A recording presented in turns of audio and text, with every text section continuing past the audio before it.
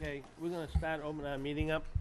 First thing of a discussion I have, I need to ask everyone to put their mics on. And 2 weeks ago, we went to, Tom came with me, and David was there. We went to the open meeting law presentation that was done in the town through the town clerk's office. And one of the issues that came up was the discussion of members being in a meeting in the back room and whispering, which is illegal. And I publicly asked the Attorney General's office whether or not, if we're sitting on a board like this, if that is legal or illegal to do. And it is illegal to have any discussion that is not on the microphone and talk publicly at any time, just so everybody knows that's a regulation that we have to follow. Okay? Another thing is, and I have a discussion, if town council would come forward, we have a discussion of other business for one issue that we'd like to take care of that gets started here before we do public hearing. Good evening, Mr. Chairman, members of the board. You may recall that an issue was raised relative to the quorum on a 40B application.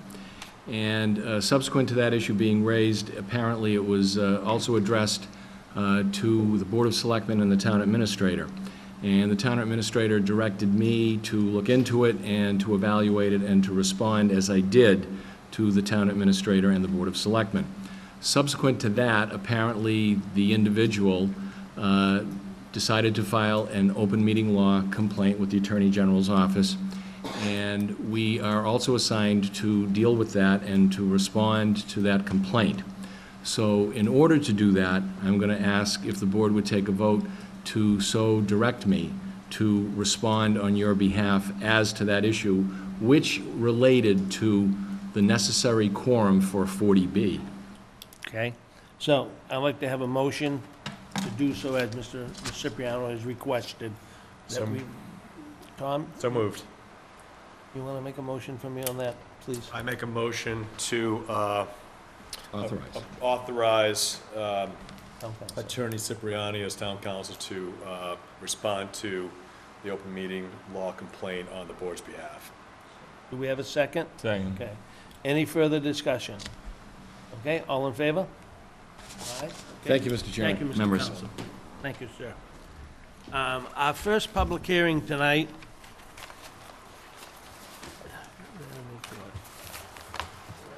Yeah, is there anybody here, the people that, for the first public hearing? Guys, you'd like to sit right here if you'd like to? Okay, all right. Karen, would you please read into the record? Notice of public hearing, Mr. and Mrs. Patrick Brazu, 2 Valade Court, Southborough. The Board of Appeals of the Town of Southborough will hold a public hearing in the hearing room of the Southborough Townhouse, 17 Common Street, on Wednesday, October 28, 2015, at 7:30 p.m., with regard to the petition of Mr. and Mrs. Patrick Brazu of 2 Valade Court, Southborough, Mass. The petitioner is seeking a special permit to enclose an existing deck, which was built under a special permit in 2004, and to add a second floor over the front porch. The main second floor level was built under a special permit in 2002. Relief is requested under Section 174-19A, which states that the Board of Appeals may authorize an extension of a non-conforming structure if it finds that the criteria of Section 174-9E are met. A copy of the application may be reviewed at the Office of the Building Department at the Townhouse during normal business hours. Leo F. Bartolini, Jr., Chairman. Okay.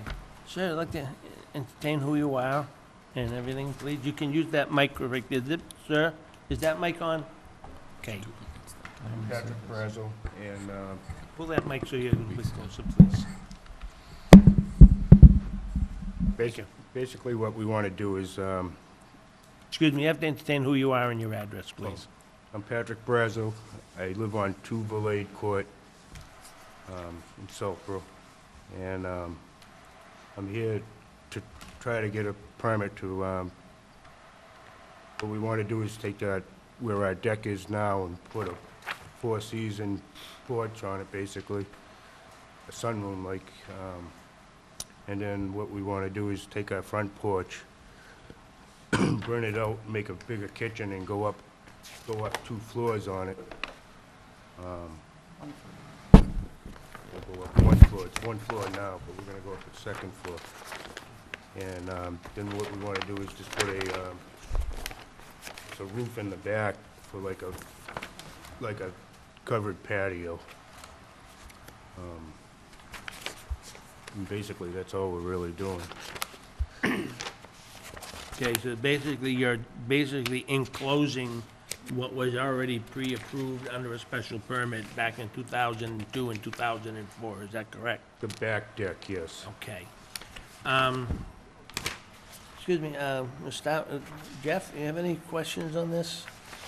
I'll make a comment first, that this was approved on both things under special permits by the zoning board, and the approvals wouldn't seem to have any issues. I looked at some of the minutes, there didn't seem to be any issues with neighbors or anything back at that time when it was done. So we will ask after this if there are now, but, 'cause Right. it's been so many years, but the original was very comfortable to get done by the board. Right, so, I mean, my big thing is, not big thing, but the non-conforming already, there is a porch being added, but is there anything new getting added that's encroaching even further on any of the setbacks? No. We're taking the existing deck. Excuse me, ma'am, you have Oh, to sorry. Want me to say my entertain who name? you are, too. My name's Teresa Barrazzo, I live at 2 Valade Court. The existing deck, which was built under special permit, is Yep. 10 by 16. We're enclosing it, and it's going to stay 10 by 16. It's not going to be any bigger. The front porch is currently enclosed with doors on each end and windows in the front. And we are currently going to expand the kitchen onto that porch, but we want to go up 1 story to expand the 2nd floor bedroom. So the footprint of the house, including the deck, is not gonna change at all? Correct. Okay. And we did get a letter from one of our neighbors supporting us doing this. Okay. When we'll go through the board, then you can read that into the Okay. record, okay? I'm fine. Okay, next, sir? I don't have any Questions? no questions. I have some questions. Do you know how much the work is going to cost? Approximately 30,000. Okay, and I asked that because I looked at the bylaws and there's a requirement that the cost of it can't exceed 50% of the assessed value of the non-conforming structure. So, do you know roughly what the assessed value of your property is? It's more than 60. That's what I was, okay, so I think, that's been It's, satisfied here. Yeah. And so, it looked like, what you're building, is that going towards the north, where the property that's north of you on Southville Road? The existing deck is north. The front porch is west. Okay, and have you spoken with your neighbors, and do your neighbors have any issues with this? Or I know you mentioned you have a Yeah. letter from one neighbor. Oh, my neighbor who lives on Southville Road, Mr. Little, didn't have a problem with it. He gave us a letter. My neighbor, Linda Hall, who lives on Parkerville, which is behind my house, our land abuts each other.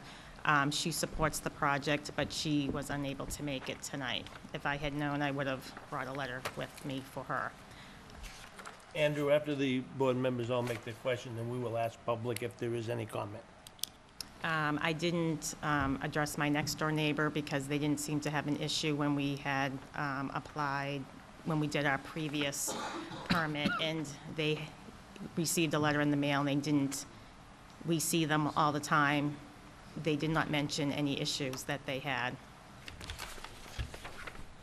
Okay. I have no questions. Okay. I basically have no questions also. I see that it's on the existing plan. I went back and read the original minutes and stuff on the original approval, and everything seemed to be very fine. I would like you to read the letter that you have into record and give it to our secretary so we have it on file, please. Okay. This was to the attention of Leo Bertolini. Dear Mr. Bartolini, unfortunately, my wife Judith and I have another meeting that is scheduled at the same time as the public hearing regarding the special permit, which is being applied for by Mr. and Mrs. Brazo. Although we cannot attend the meeting, we want you to know that we are in full accordance with their proposed plan of construction at the property on 2 Valade Court. They are excellent neighbors, and I know that Mr. Brazo's construction background, that he will oversee the project and its details well. It will increase the value of their property and thereby increase the value of the other properties nearby. Thank you for the intention in this matter, Thomas Little. Okay, would you give that to Karen, please, so we can put it on file? Are there any residents that have any comments to make on this? Yes, sir, would you please use that microphone over there? My name is Gary Bertone. I'm on 3 Valade Court. I have no objection at all with the back deck and the work over there. It's the front porch and the living area that's going to be moving more closer to my house. So it's just the extension of that living area right up to the edge of the road. That's the only concern that I'd have, so. May I ask what's your concern about it? It's just more stuff right on the edge of the street. I think the property line is just a couple of feet off the front porch already, so it's more house up against the edge of the road. Right up, my house is right there, my driveway's right there, so.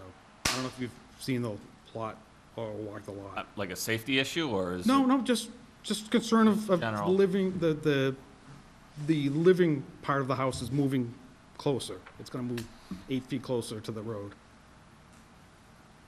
And that's the main entrance of the house now, so, I mean, I guess that's not really a big difference there, but it's just more structure right up against the property line. No hard reason, just more, there's just more stuff. Okay, thank you. Any other comments by residents? Okay. Any other comments by the board? Okay, can I have a motion that we close the public hearing? I motion that we close the public hearing. Okay, any Second. second? Any discussion? All in favor? Aye. I feel that the way the discussion is gone, that the board is agreeable about approving it. I don't see any conditions to be put on this, so I'm wondering if there's any, the board members have any kind of a condition of any sort? I mean, under what's presently here, I don't see any reason for any, unless you, the board members do have a reason to add any kind of a condition. No? Any? No. Okay, so can we get a motion to approve it, please? Make a motion to approve? Any discussion? Do we have a second? Second. All in favor? Aye. Aye. Here you are, sir. It will take roughly about 14 days, and we'll get it filed. Thank you. Town clerk's office for you. Okay. Okay? Thank you. Thank You're you. welcome. Soccer Um, at 8, right? What? We have soccer at 8. I'm gonna go grab something from my car. No. Can we do anything in between? Yeah, we are. We are? Yeah. We've got 3 different months of minutes to be approved. So, do we have, has everybody, have everybody reviewed those 3 different minutes? Yes. Karen, can you give me the list, please? I've got more paper here than I know what to do with, I'll be honest. Okay, so we have got the minutes for August 26th.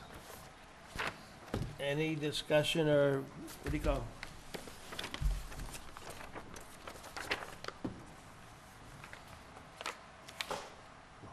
On that?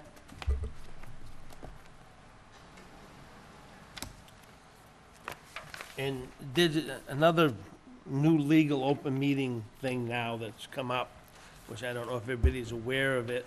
Karen, I don't let you explain it to him as far as the thing about writing the approvals on the agenda, on the minutes, please. I'll let Karen explain it to you, as how we're doing this tonight. So we were just told at the open meetings law session that in order to change the minutes, that needed to be done as a group, and that we could not do that via email. So one-on-one, say with me, that would need, any changes that you wanted in the minutes would have to be done here at the table with everyone present.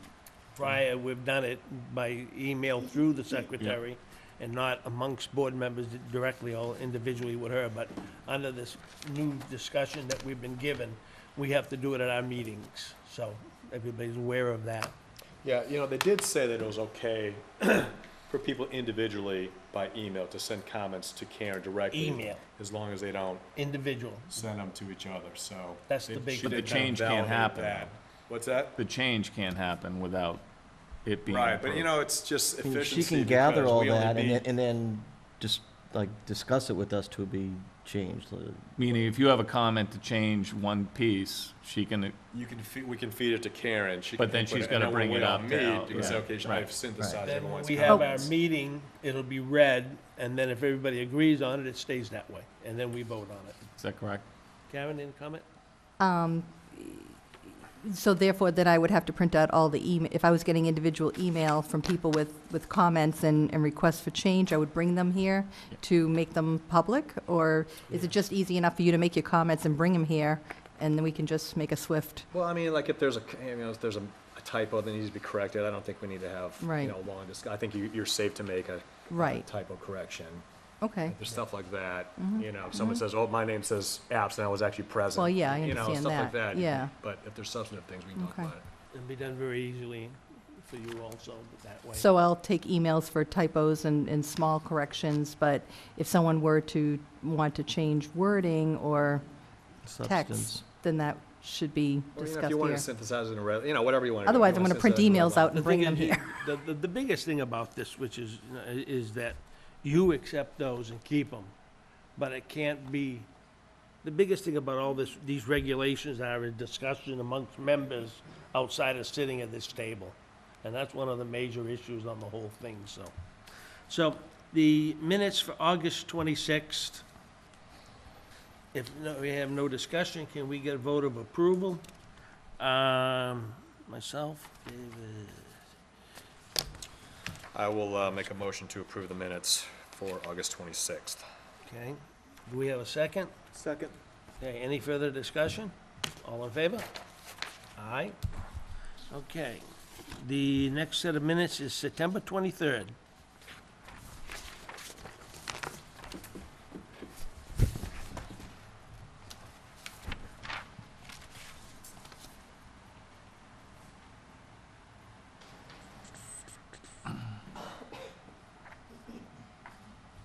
Any, I was absent, so I better not vote on this all one. right, I was also absent. right, I approve them. what? I have a motion to approve the minutes. Okay. Any discussion, do we have a second? I'll second that. Okay, any discussion on the minutes? Okay, all in favor? Aye. Okay. The last set of minutes is for October 7th. Those minutes, I'm going to continue.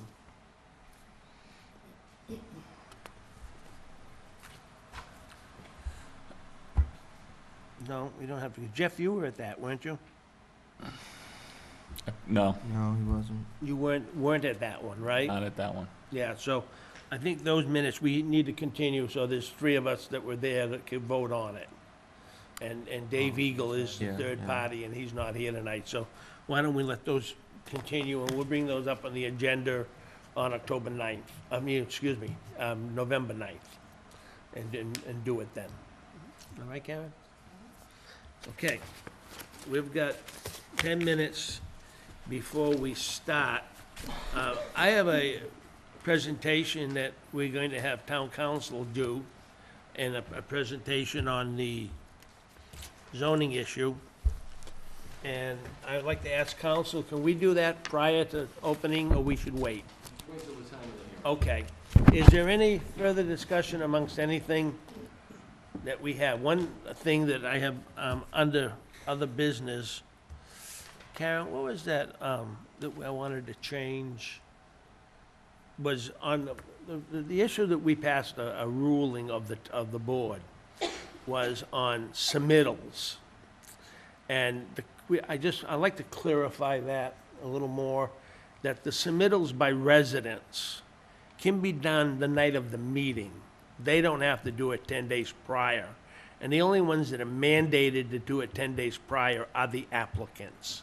And the way it's written, it sort of sounds as if everybody has to do it 10 days prior. And as far as residents making comments and stuff, there's no reason why they should have to do it, 10 days prior to the meeting. They come in the night of the meeting and they make their representation or whatever they'd like to do. And I just like to clarify that to make it, so it's a little better. Because we've had, when we did Park Central a few weeks ago, there was a letter written by one of the neighbors, and they were a little bit late they were a little nervous about doing it. They were a day late, but it was no big deal. But I don't see any reason why the residents have to do it. They can come in tonight, like tonight's meeting, and make a presentation to us of what they want. The thing is, the applicant that's submitting stuff to us is what we need 10 days prior, so we can research it and revolve it. So I'd just like to clarify that particular issue. I have one thought on that, because usually, I mean, like tonight, I don't care if they submitted that, but like if there's a big project that's really controversial, and there's an organized neighborhood group, and they've got lawyers, That was, yeah. That's different. I don't think, no, they're neighbors. Yeah, but they're neighbors. If the still neighbor neighbors. They're being not represented by applicants. council, then Yeah, but the So, way it's. I don't want them, an organized group of neighbors, to sandbag the applicant and dump a bunch of stuff on them the night of the hearing. No, that they it's have to- stated very clear when we did this originally, that if there's any councils involved of any sort, they have to do it 10 days prior. Right, if but one that's a little individual- different than what you One just said. individual person wants to get up and make a question, that's Yeah. not, but if neighbors have a council that's representing them, anything, they have to do that 10 days prior. Anything, and we said that in the beginning, that if councils are involved, it had to be a submittal 10 days prior too. that does, I mean, I would agree with opinions and a letter, but if there's factual information, I mean, like letters in support, I don't care. If somebody, neighbors just saying, hey, I support right, this but if there's a application, plan I'm or opposed to it. But some there's, like, specific, substantive- yeah, exactly. how do you delineate I know, that? it's a hard thing to delineate. What Yeah, if and the, it- what if the neighbor is an attorney? Sometimes neighbors are represented by the attorneys are writing the letters, but they're not on their letterhead. I mean, we can always just take it under advisement and postpone, I guess, but. Well, If it's something of substance. But I think what Lee's saying, like stuff like that, I agree. I don't care if a neighbor cobbles something together on their own, but it's hard to draw the line of where they're really If there is an sandbagging the. attorney involved, then they would have to do it 10 days prior. So what we're gonna do is Karen and I, and Mark Robidoux and I have talked a little bit, we're gonna write it up a little different than what it is. And hopefully within the next week or two, we'll get it and bring it to the next meeting and review it. And I'll get it, have Karen email it to you and review it and come in. I just wanna clarify it a little better than it presently is on paper, because it's a little questionable right now. Yep, Like absolutely. and today, the other thing you wouldn't we want to have- tell that lady today that she couldn't submit the letter. That's right. So that's different. The thing is, we've had issues prior to, and we made another decision, which needs to be clarified, is as far as town boards being able to do it prior to the meeting, within 48 hours of the meeting. And we did that for town official boards, which, that was something we did about a month or two ago. So I just want to get it clarified, so that, because when the last letter came in from the other woman, we sort of discussed it all and everything, and it was sort of, I just wanted to get it clarified on record, so it's a lot better than it was. Okay? I'll be right back. I make a recommendation, we make a 9-minute recess. I move that we take a 9-minute recess. Do we have a second? Also, just so everybody realizes, Oh, that's a there chairman is decision. not to be allowed any discussion of any issues during the recess, Correct. okay? That's the major meeting law violation. So, we can talk about the football game. Or you can talk, we can go back How and about talk about the Republican debate tonight. Yeah, I made a motion. I don't know if it was even necessary. Is that a? Did you confirm that? You made a motion to we need do to it, and vote on Nicole a made a motion, recess? seconded. Who seconded Paul? Yeah. Sure. Do we need to vote on it? So I think, Mr. Chairman, I think do we need to vote on the motion that I made to take a recess? You did, didn't you? No. Yeah, but I think you as Good. chairman can Go ahead. just. I'm sorry. just Go ahead. declare a recess. You made a motion to recess. We have a second on the Yeah, motion. I seconded it. All in favor? Aye, okay, thank you. I just don't think it's something that's.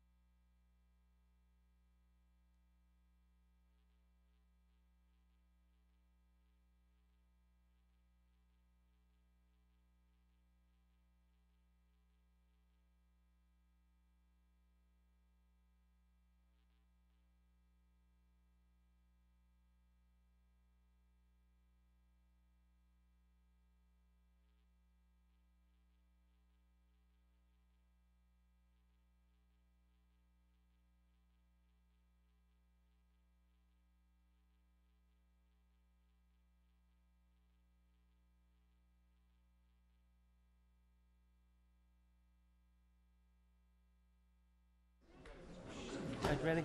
Yep. Okay, you ready? All right, we're going to open up a public hearing on the request of an appeal on the Bay School soccer field. Karen, would you read the appeal into the record, please? Appeal modification of decision of major site plan approval by Planning Board, synthetic turf field proposed by Southborough Youth Soccer Association and Fay School, dated August 19th, 2015. Petitioners, Mr. and Mrs. Stephen Davis, 10 Stowe Road, Miss Lisa Keefe, 10A Stowe Road, Mr. Donald Folks, 22 Stowe Road. The Board of Appeals of the Town of Southborough will hold a public hearing in the hearing room of the Southborough Townhouse, 17 Common Street, on Wednesday, October 28th at 8 p.m. with regard to the administrative appeal of the modified major site plan approval decision issued by the Planning Board on August 19th, 2015. By this appeal, the appellants ask the Board to conduct a full review of the proposed project and render a new site plan approval decision that is reasonably protective of the surrounding residential neighborhood. Appeal under Section 174-25A1 of Major Site Plan Approval under Section 174-10. A copy of the application may be reviewed at the office of the Building Department at the Townhouse during normal business hours. Leo F. Bartolini Jr., Chairman. Okay. Tom, you filed a thing with the, Oh, yeah. could you please put that into the record for us? Yeah, just so everyone knows, I filed a disclosure under the conflict of interest law in Massachusetts with the appointing authority, which is the Board of Selectmen, disclosing the fact that I have two daughters who play in soccer leagues that are run by the Southborough Youth Soccer Association, who is the applicant on this matter, and one of whom actually plays her games on the fields at issue here. I've consulted with the State Ethics Commission. They've concluded that there is no conflict of interest, provided that I feel that I can continue to be fair and objective in carrying out my duties, which I can. And they advised me to file a written disclosure to that effect with the Board of Selectmen. So I want to put that on the record. And we have that on record. The other thing is, I'd like to, Mr. Town Council, Mrs. Cipriano, you come forward, please.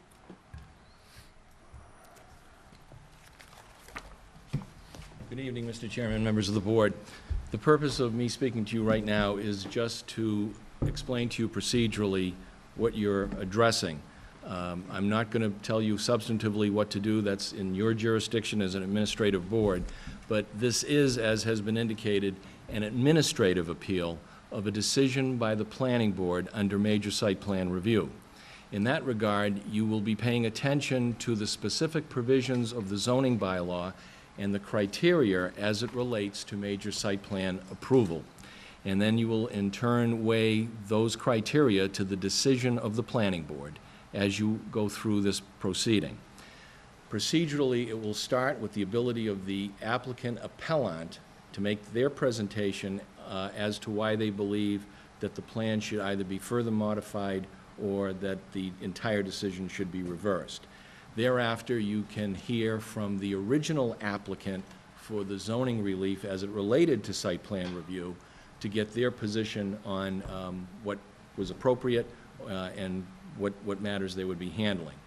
Ultimately, you may make decisions relative to upholding the decision of the Planning Board, upholding with amendment or modification or change to that decision, or reversal of the Planning Board's decision.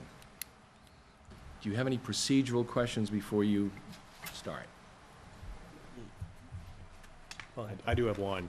In terms of the relief we can grant, although, you know, there's been a request that we not only, basically the request is that we impose additional conditions on the grant. And what I'm a little unclear on is what our procedural options are. We can obviously deny the appeal and uphold the Planning Board's decision outright, or we can grant the appeal, and I'm a little unsure what that means. Can we actually impose new, I mean, I'm looking at section 12074, section 25, that says we can reverse or affirm wholly or in part any such action or decision. I guess it's not clear to me whether that means we can redline it and impose our own terms. And it's a very good question, and I'll explain to you that I think that the substance of that provision was primarily intended for administrative appeal relative to a zoning enforcement officer's decision, which is pretty much black or white. It's either you approve it or affirm it or you reverse it. This is a little different. This is a little different to the extent that it has to do with a site plan and conditions and concerns about either a lack of specific conditions or the conditions that were imposed.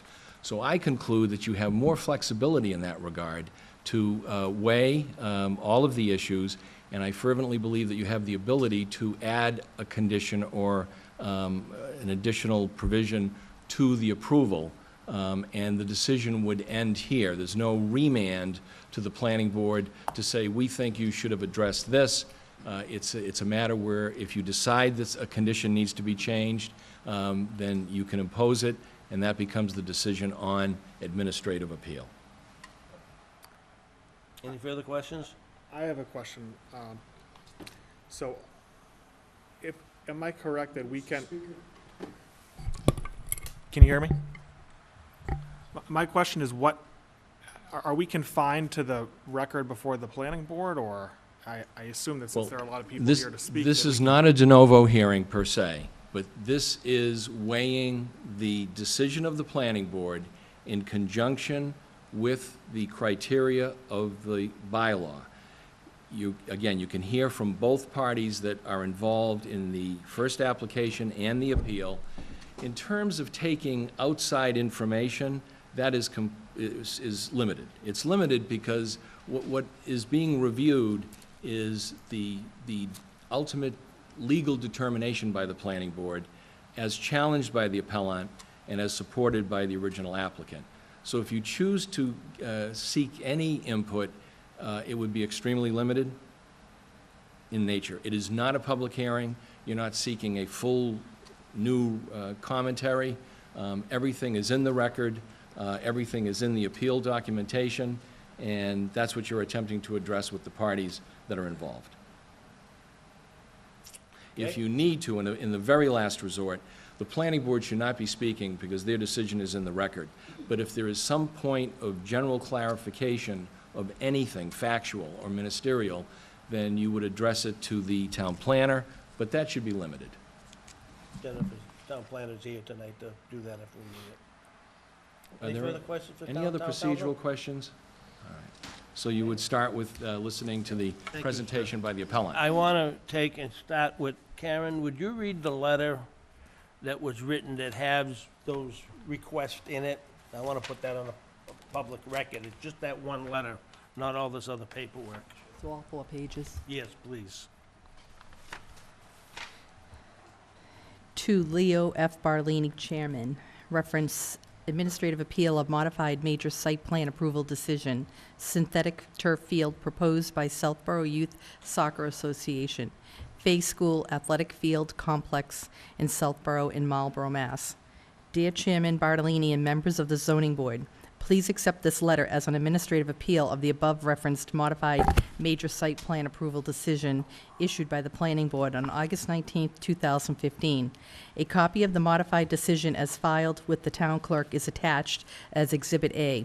A copy of the site plans believed to be approved by the Planning Board under its modified decision are attached as Exhibit B. In accordance with the Zoning Board's requirements, we are submitting herewith the following items.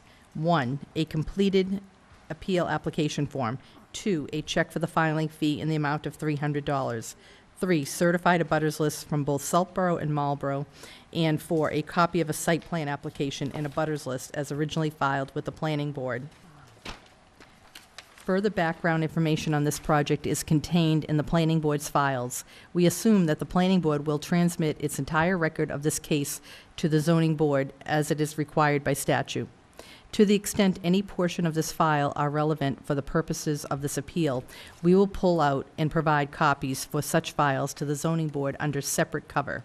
This appeal is brought under the Town of Southborough zoning bylaw, Article 4, Section 174-25A-1, and the Massachusetts Zoning Act, Chapter 40A, Sections 8, 14, and 15, by 4 town residents, Stephen and Shirley Davis, residing at 10 Stowe Road, Lisa Keefe, residing at 10A Stowe Road, and Donald Folks, residing at 22 Stowe Road, collectively the appellants. The appellants are abutters and parties in interest to this proposed project and are aggrieved in many ways by the modified decision. By this appeal, the appellants ask the board to conduct a full review of the proposed project and render a new site plan approval decision that is reasonably protective of the surrounding residential neighborhood and legally tenable under the town's zoning bylaw. With reservation of further suggestions, we respectfully request that the board's decision include the following provisions. 1, confirm that the modified decision supplements, rather than supplements, the underlying major site plan approval decision issued in 2008. A copy of the 2008 decision is attached to this appeal package. 2, limit the use of the synthetic turf field to FAY and SYSA teams and visiting teams, consistent with the stated purpose of and population served by these organizations. 3, limit any outside use of the synthetic turf field to school-age children if and as may be scheduled by the town's Recreation Commission in accordance with the Southborough Recreation Facility Use Policy 2015. 4, set the gate opening time for weekday field use at 8 a.m. and weekend field use at 10 a.m. in order to avoid disturbing the early morning quiet of the adjoining residential neighborhood. 5, require that the project be revised to include permanent sanitary disposal facilities and that such facilities be installed before the artificial turf field is open for use. 6, to ensure compliance with all permit conditions required on-site monitoring by the FAY at all times when the fields are in use. 7, require additional resources, signs, fences, and fines to ensure that all users do not enter surrounding residential properties or otherwise interfere with the peaceful enjoyment of these properties. 8, require that Fay School be joined as a co-permit application and be responsible on a joint and several basis with SYSA for compliance with all permit conditions. Thank you in advance for your attention to this matter. Sincerely, Sanford M. Matea, attorney for Stephen Davis, Shirley Davis, Lisa Keefe, and Donald Folks. Okay, thank you, Karen. The board members have a copy of the zoning regulations, right? They all got their copy? Yes. Okay. Would you like to start your presentation, sir? You come sit forward here. I'm representing Fay and Southborough.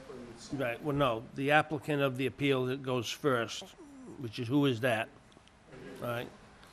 You come sit forward and make your presentation, please.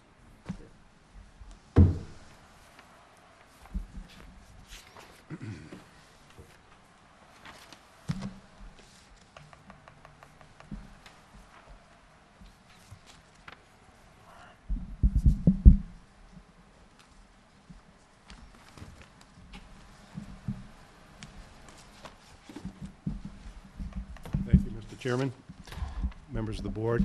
I'm Sandy Matathia, counsel with Rackman, Sawyer and Brewster in Boston. And this is my first appearance before the board, and so to the extent that there are local practices or customs that I'm not familiar with, I'd appreciate a heads up from you so that I can present as inconsistent with your rules. Excuse me, sir, can you Yes. clarify what you just said? Can I clarify? Yes. My name, No. the about capacity in which I'm here? being present in front of the board. This is my first appearance in front of the board, and I am not familiar with your local rules of practice or your customs, and I'd be happy to abide by them as long as you give me a heads up. I've certainly read all the instructions that are online and available to me, but to the extent that there are any rules of practice that I'm not familiar with, I'd appreciate just being advised of them. But you are representing another individual in the town of Southborough on the zoning issue. I haven't gotten to that. I was just introducing myself. No, but you stated that you haven't, but you are involved with another legal case in the town of Southborough. This is my first appearance in front of the board, sir. I have not been here in front of the Zoning Board of Appeals before. Yes, I do represent other clients in Southborough Okay. that That's have all I'm zoning issues. clarifying. Thank you. I think they're kind of collateral and separate from this. Okay, go forward. My appearance tonight is on behalf of the petitioners or appellants. They've been named. They're Steve Davis, Lee Davis, Lisa Keefe, and Don Folks. They're sitting at the table on my right. They all live on Stowe Road, directly adjoining the project, which received site plan approval and from which an appeal to your board has been taken. What I'd like to do right up front is give you a statement of my client's position. And it is one of principle and protection and not opposition. The principle is simple. It's whether the use that's being proposed here is allowed under the zoning bylaw, and the protection is simple, which is that it not interfere with residential enjoyment of my clients. To state it very differently, we are supportive of and not opposed to the playing of sports at this location by local youth groups with two provisos. A, that the use is a non-commercial recreation that is allowed in a residential district under the zoning bylaw, and B, that the use is reasonably controlled consistent with residential use through site plan approval conditions. My understanding of this case is that it's not typical of the ones that come in front of you, and that administrative appeals from the planning board are something that you don't regularly see. I appreciate that we will be presenting our questions and concerns first to you, after which you'll receive a presentation to the extent that it's helpful on the project. To my mind, the significant aspects of the project are just a handful. One is that the proponent is Southborough Youth Soccer, not the owner of the land and the operator of the athletic complex that presently is located at the site, which is Fay School. Two, the universe of users is changing from what formerly was Fay School and visiting teams to now Southborough Youth Soccer, and in turn to outside groups not completely specified. Three, that there is now a revenue stream associated with the use of the property. By renting from Fay to Southborough Youth Soccer, and in turn charging fees for use of the fields, something different from previously that we understand. Next is that there's an expensive set of improvements that is being proposed in order to upgrade a natural grass field to an artificial turf field. And that has all to do with the commercial aspects of the project as we see them. What I'd like to do, with your permission, is to address three threshold issues before getting into the conditions of approval, all of which were papered over by a second letter which I sent to you that was not read into the record, but which I'd like to reference. The first question that we raised as a threshold matter is who is the moving party here? It is said on the face of the application to be Southborough Youth Soccer. Excuse me 1 second. Karen, do you have a copy of that letter? Yeah, it's the October 21st. October 21st? 19th? October 19th? Excuse me, October 19th. 19th? Yes, Okay, go forward, please. thank you. And that one. As indicated in that filing, the first question relates to who the applicant for the project is, who the proponent of the project is, and whether or not they're qualified to seek the zoning relief that they did, and which was granted by the planning board. A little bit of research online, Secretary of State indicates that Southborough Youth Soccer is not yet, anyway, an incorporated organization. And we believe that they need to be for these purposes in order to qualify as an applicant for site plan review. And in the event that you don't agree with that proposition, that we think it holds true that the owner of the property, which also owns and operates fields at this location, should be co-responsible with Southborough Youth Soccer on the site plan review conditions and the compliance therewith. That's threshold issue number one. So in the first instance, we ask that you summarily overturn and deny the site plan review because the applicant is not qualified. In the event that you disagree with that, we ask that you designate Fay School as a co-proponent, which is likewise responsible for compliance with all conditions. The second threshold issue, which is raised in the October 19 letter, is the scope of the project. Initially, Fay School went through a master plan process in front of the planning board back in mid-2005 or 6 or so, and athletic fields, new and additional athletic fields were proposed on their on-site campus in the middle of town. Shortly thereafter, those fields were moved from on-campus to off-campus. The master plan was not revised, but the fields were proposed and approved in 2008 at this location. At that point, the applicant, the source of funds, and the users were all Fay specific.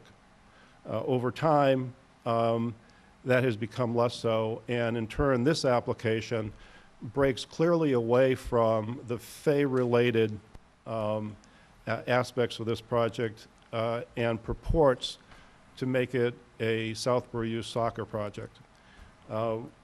We think that instead of Fay and an educational use, which was the platform on which the project was previously proposed and approved, that now Southborough Youth Soccer is proposing what I assume they will argue to be a non-commercial recreational use.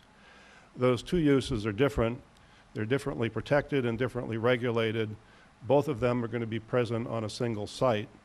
We think without a subdivision, that's an improper commingling, if you will, of uses, at least absent a special permit from this board under other sections of the zoning bylaw, which allow more than one use on a site, provided that there's a special permit granted I'm therefore. going to interrupt you for 1 minute here. You keep using the statement in what's written in this letter, under a special permit, under the special permit. But you're Site not plan review. appealing. Have you filed an appeal on the special permit? No, sir. The LID special permit is one that we did not take issue with and file an appeal from. My reference a minute ago to a special permit was a special permit requirement for two different uses on a single site. A, the educational use, which Fay School initially put these fields in place on, and B, the recreational use that Southborough Youth Soccer is now proposing. Then go forward temporarily. Just to carry the third threshold point forward in terms of use. The site plan review decision by the planning board indicates that the review process is for design, not for use. And it bases that statement in the decision on the zoning bylaw. I'm not able to find any indication in the zoning bylaw that site plan review is limited to design and doesn't consider use. In fact, I would refer you directly to the site plan review decision, which indicates that on the one hand, while it does not look to use, namely finding number 1, that internally contradictory to that, in condition number 7, it talks about users. So on the one hand, it's saying that it has no business to regulate or consider use. On the other hand, it directly regulates and considers use. And for that reason, I think that it's internally inconsistent and needs to be overturned. In addition to that, I'd like to make note that the site plan review decision makes reference to the town's recreational policy, which applies to user groups and sets terms and conditions for uses of fields under its jurisdiction.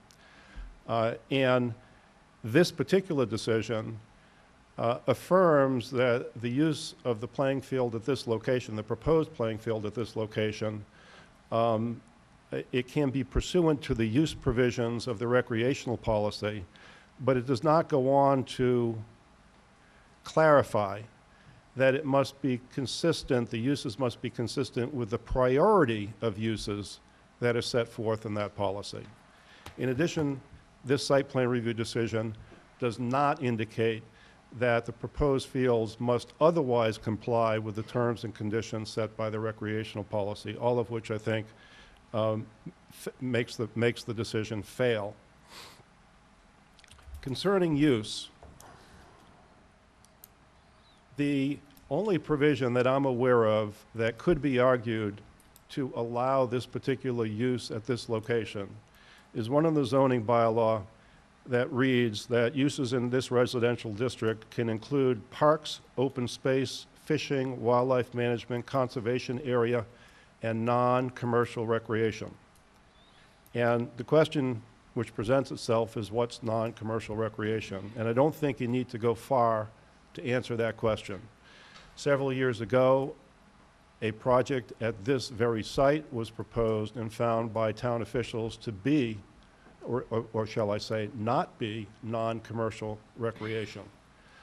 And the decision of the building inspector, which was upheld by this zoning board of appeals, the central finding of that decision was that non-commercial recreation would include activities such as athletic fields that would be administered by the recreation department of the town, which is coincidentally exactly what the recreation policy now says, that fields which are booked or administered and by the town recreation department are covered by their policy. And so what I see is both the zoning bylaw and the decisions of the building inspector and the zoning board of appeals being consistent with the town's recreation policy, all of which say that non-commercial recreation, which would be allowed here, has to be pursuant to uses which are administered by the recreation department pursuant to their policy. That has not been what has been proposed here, and therefore I propose that it's not consistent either with the policy or with the zoning bylaw. The thing on this, the prior decision, it was filed as a commercial property, as a commercial field, and that's why it was turned down. It Well, wasn't filed as a non-recreational process. I read you the rationale from the decision, which found that it was not an allowed use, and what would be an allowed use. Because it was filed as a commercial project in a residential district. That's And- why. And the decision also indicates what would be non-commercial recreation and what wouldn't be. And Right. that's what I just read you. I read the whole decision, I read the minutes back on the decision when it was done. Okay.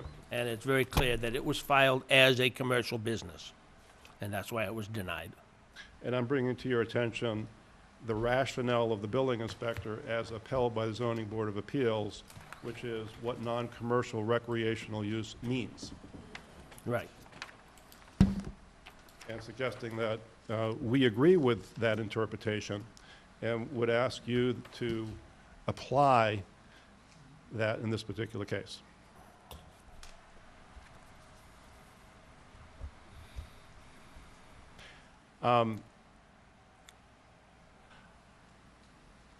Those are threshold issues, and they represent whether the applicant is cognizable, whether the project is severable, and whether the use is allowed. To the extent that those issues are, don't foreclose consideration of the project and issuance of a decision approving the project, we ask that you make certain conditions in connection with the project that would make it legally tenable and reasonably protective. What I'm doing here for summary's sake is collapsing a few of the conditions that were read to you from the initial appeal letter. And in general terms, they're threefold. One is the scope of the decision and who it applies to. In other words, what parties are bound and which projects are subject. We believe that there needs to be a single decision that applies to all fields currently existing and proposed, and that also applies to both the applicant and the landowner, because to have multiple decisions that perhaps variously address different fields under different conditions would seem to be a source of immense confusion and lack of accountability. And so what we ask you to do is to render a decision which is fully encompassing of all the fields at this location and which makes Fay School responsible for compliance with all conditions. Secondly, is we ask you to impose reasonable use-related conditions. We think that the universe of users needs to be limited to the populations that are served by the organizations that are applying. In connection with Fay School, it's the students. In connection with Southborough Youth Soccer, it's its players. We do not think that those entities should be allowed to make the fields available for outside use. We think that any outside use, if any, should be going through the town pursuant to its recreation policy. So that's in terms of users. In terms of time-related restrictions, we see 3: day and night, weekends and holidays, and seasonal. Day and night, there's a lot of representations in the record. We'd like them reproduced in the conditions, that there's no night use that's being contemplated. Previously, there's been car lights and so forth lighting up the field. We'd like to see that issue nailed down. In terms of weekends and holidays, we think that early morning hours is unreasonable because it's disruptive of the neighborhood, and would like to see the times set for that at 9 to 10 o'clock in terms of gate opening and commencement of use. And in terms of seasons, we'd like the conditions to codify the record that winter season is closed for use, and that the period between December 1st and April 1st, the fields are shut down. There's multiple indications in the record that that's the case, and we'd like that brought forward as a condition.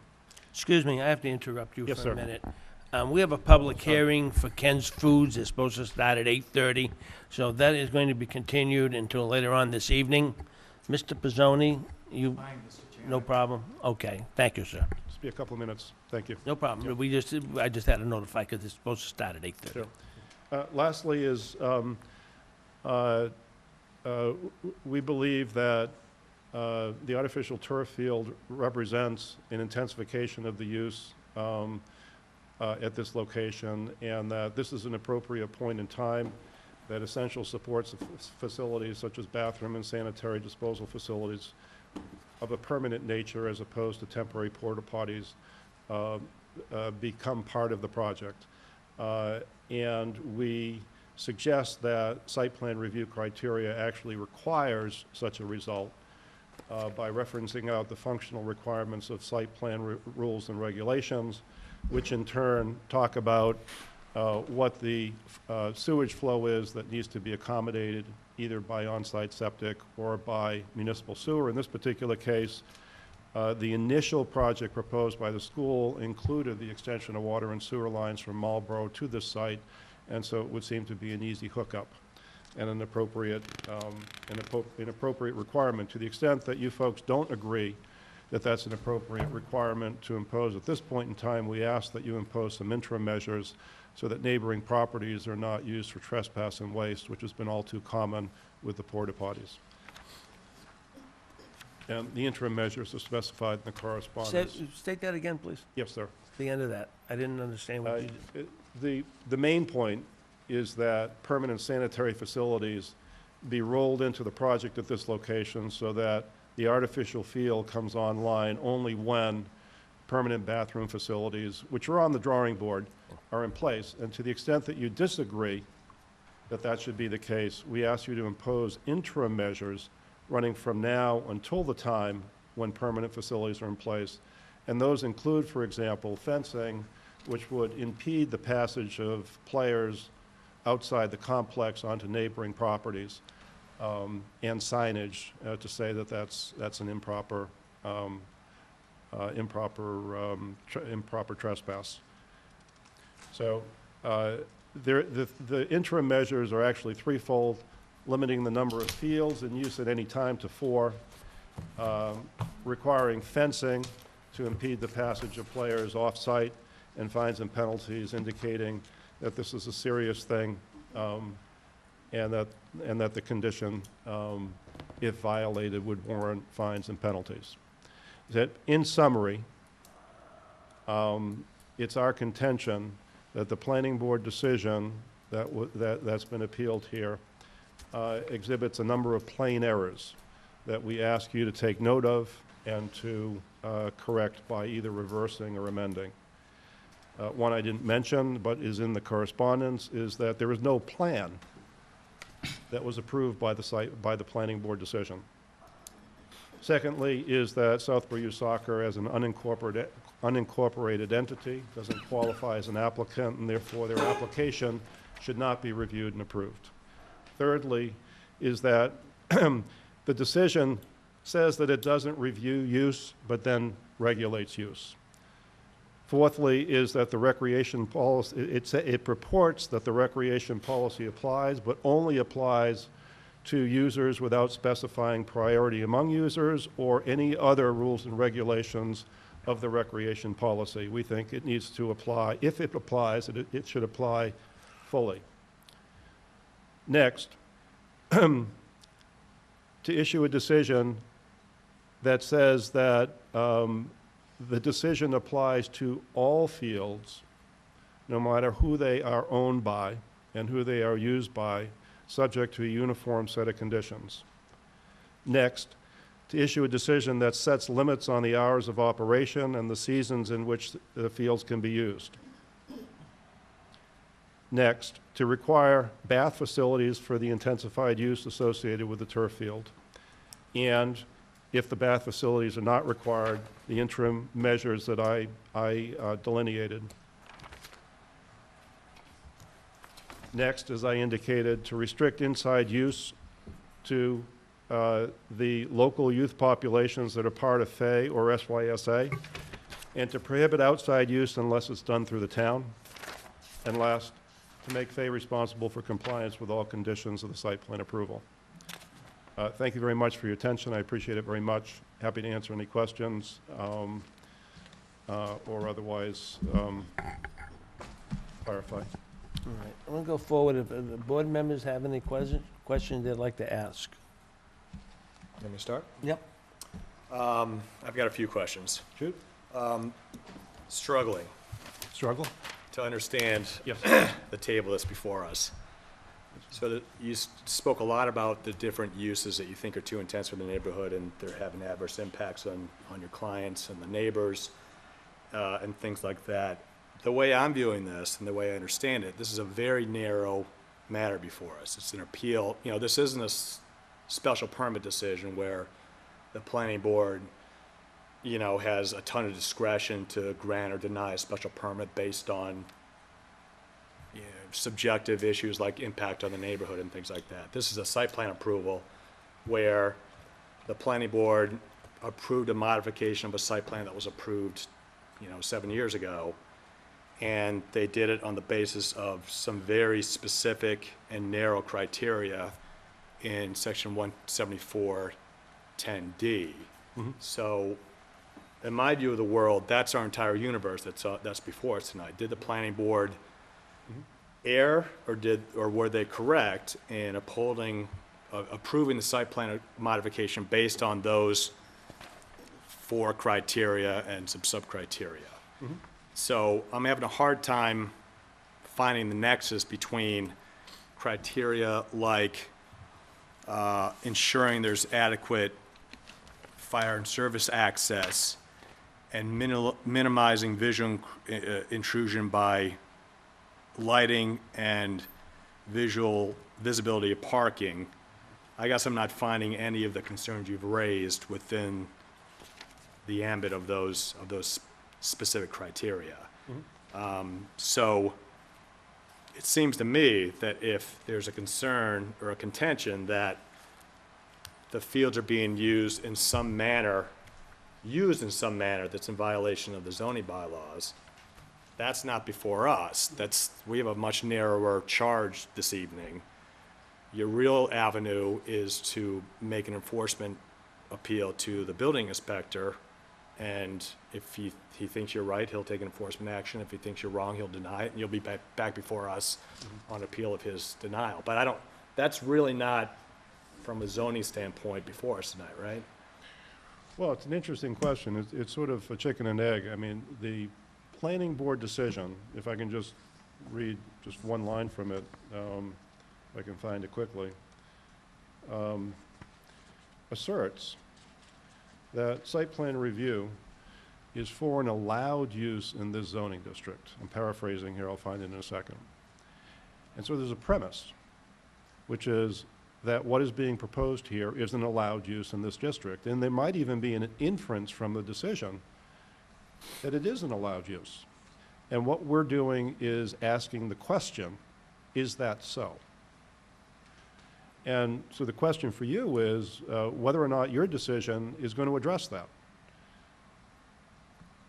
You could say that we assume as the applicant that it is an allowed use, as did the applicant. You could say that we don't have the facts in front of us to make that determination, and we're not going to.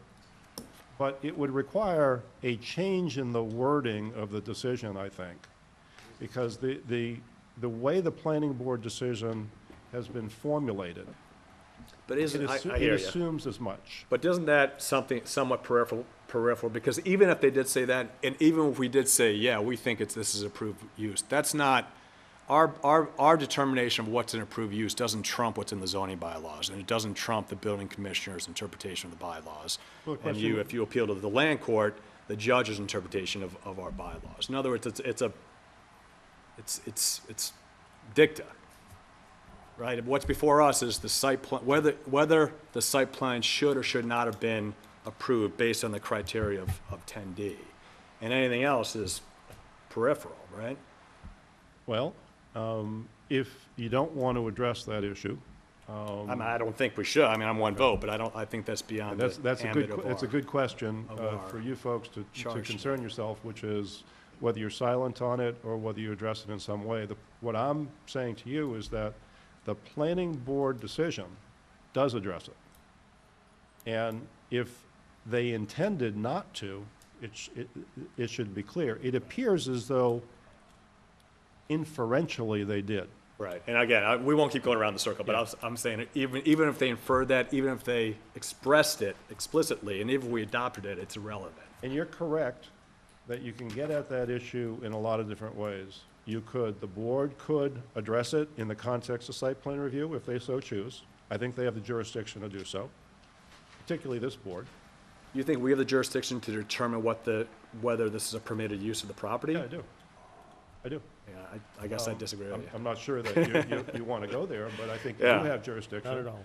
The building inspector does, the court does. The building inspector does, okay. Yep. Secondly, Excuse me, Tom, I want to put something on record so you people know it. In the review of this process, the regulations which he's brought up and talked about are the same regulations on all the other fields. There are nothing new added to this particular field, just so everybody knows. There's some things less, but there's nothing been new added by the planning board to this. The regulations are all standard on all our other fields also.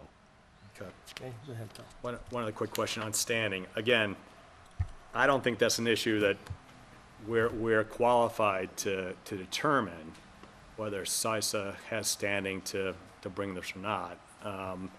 But two things. One, did you raise it with the planning board below? We raise it below. No, it was not raised below. Okay. And two, I don't know if that's significant or not. If this were the trial court and you were before the appeals court, it would matter. Two, I mean, the way I read their application consists of many parts, but the cover letter seems to me to read that it's being submitted on behalf of Southborough Youth Soccer and the Faith School. Is there, I guess I'm missing the import The of. application did not list the school as an applicant. It only listed SYSA, standard form application. This says the following items are being submitted as part of this application: cover letter, modification to major site plan application, certified abutters list, copy of deed, stormwater report, project drawings. And that's in the same cover letter that says it's being submitted on behalf of Southborough Youth Soccer and the Fay School. And that could well be a reference or a vague reference to the fact that the owner consented, but they're not proposing this or co-proposing this project. How does it matter? Is a contention that if the Fay School's It not matters greatly in terms of accountability in the event of non-compliance later. I mean, a corporation is now allowing somebody else to use the property. Yeah, no, but I mean, for purposes of this application, I guess, is it your position that the application's invalid because there was an invalid applicant? Or are you just saying down the road, if there's some enforcement conditions, you want them to be enforced against the Fay School as well as the Southborough Youth Soccer? There's no Both. if you're rendering a decision and imposing conditions, there's got to be someone to answer for those conditions. Right, is that your objective in raising the standing issue? I'm calling it a standing issue because I think that they're not qualified to seek approval because they don't have capacity to answer to that approval. Gotcha. I get the legal argument. I'm just trying to find out from you. It's really just what your position is. Are you using that standing issue as a position to challenge the validity of the application to begin with? Or are you only encouraging us to join Fay School as a co-applicant so that in the future, if there's a problem, if someone's doing something in one of your neighbor's yard, you can go to the Fay School to complain? Or the town can go to Fay School. Right. I'm asking you what your client's objectives are on the standing issue. Yeah, I think it was a non-starter because they were non-qualified.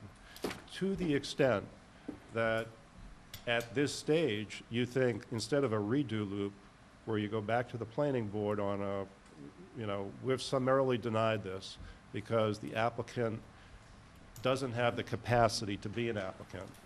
If instead of that, you want at this point to add Fay in, I think we'd agree to that it would be a more efficient process to do it that way. Okay, it looks to me like Fay's already in, but I guess we'll hear from Fay as to whether they think they're in or not. Yeah. Okay, all right. I'm good for now. As I was listening to your presentation, you were just, talking about what you thought were some of your clients' top concerns. I was trying to follow along with the September 11th letter you sent. Yes. Which was a short letter, 3 pages, where you said, with reservation of further suggestions, we respectfully requested the board's decision including the following provisions. And these are 8 conditions which are, if you were to uphold the planning board's decision but impose some additional conditions, these are conditions that you would like to see. That's what I was inferring. And I was following along, and then you said something about limiting the number of fields that were in use at any given time, but I didn't see that on the list here. So where is that in the paperwork that you filed? Okay. Or could you just explain that further? Yeah, it gets a little bit detailed. There actually is a provision in the underlying decision that says that no more than 4 fields will be in use at any given time. And the reason that that's in there Can I ask where it is? Oh, sure. This is Exhibit A to the Yes. September 11th letter? It's the 8th condition on the last page, on the second page. It's the 8th condition at the bottom, just before it says on the motion. Okay, got it. The reason for that is the way the proponent characterized it is that this was net neutral. They were taking out a field and adding in a field. There are 4 there now. There'll be 4 there later. And so 4 fields is 4 fields, the same amount of use and so forth. We think that there's a qualitative difference between a natural grass field that has to be rested and so forth periodically and an artificial turf field which is amenable to continuous and intensive use. In any event, the discussion was, when are you going to bring these long-awaited bathroom facilities online? That's the underlying tension in terms of increasing the intensity of use and the amount of people on site and the need for bathroom facilities. And so the argument goes with the same amount of fields. As you'll note, it says for game use. What we'd like that to be is for any use.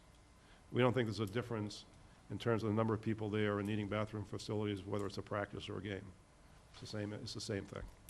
So what we'd like to do is make clear that 4 fields only can be used, whether it's game, practice, or otherwise.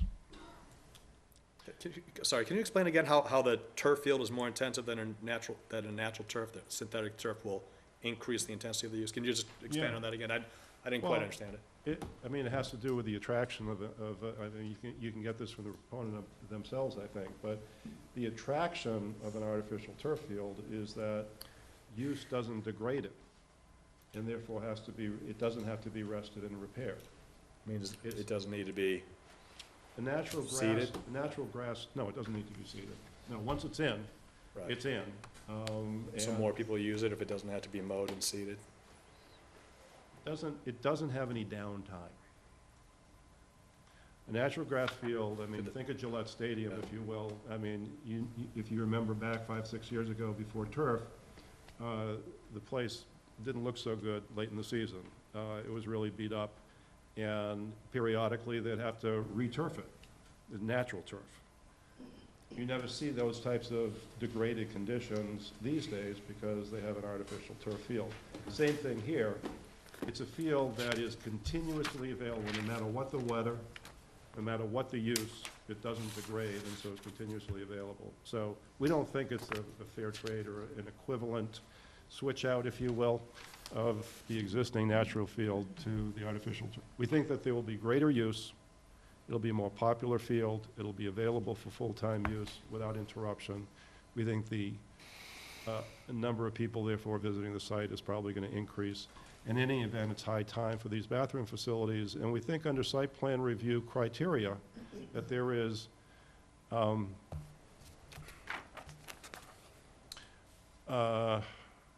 it's not only a basis to impose, there's actually a requirement that these facilities be in place, because any subdivision that would come up under rules and regulations of the town, you wouldn't pass or give approval for porta potty use.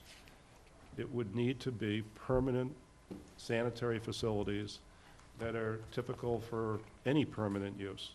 And we think that that's part and parcel of an artificial turf field, which is pretty expensive piece of real estate improvement, that bathroom facilities should go hand in hand or hand in glove with that. Long-winded answer, I'm sorry.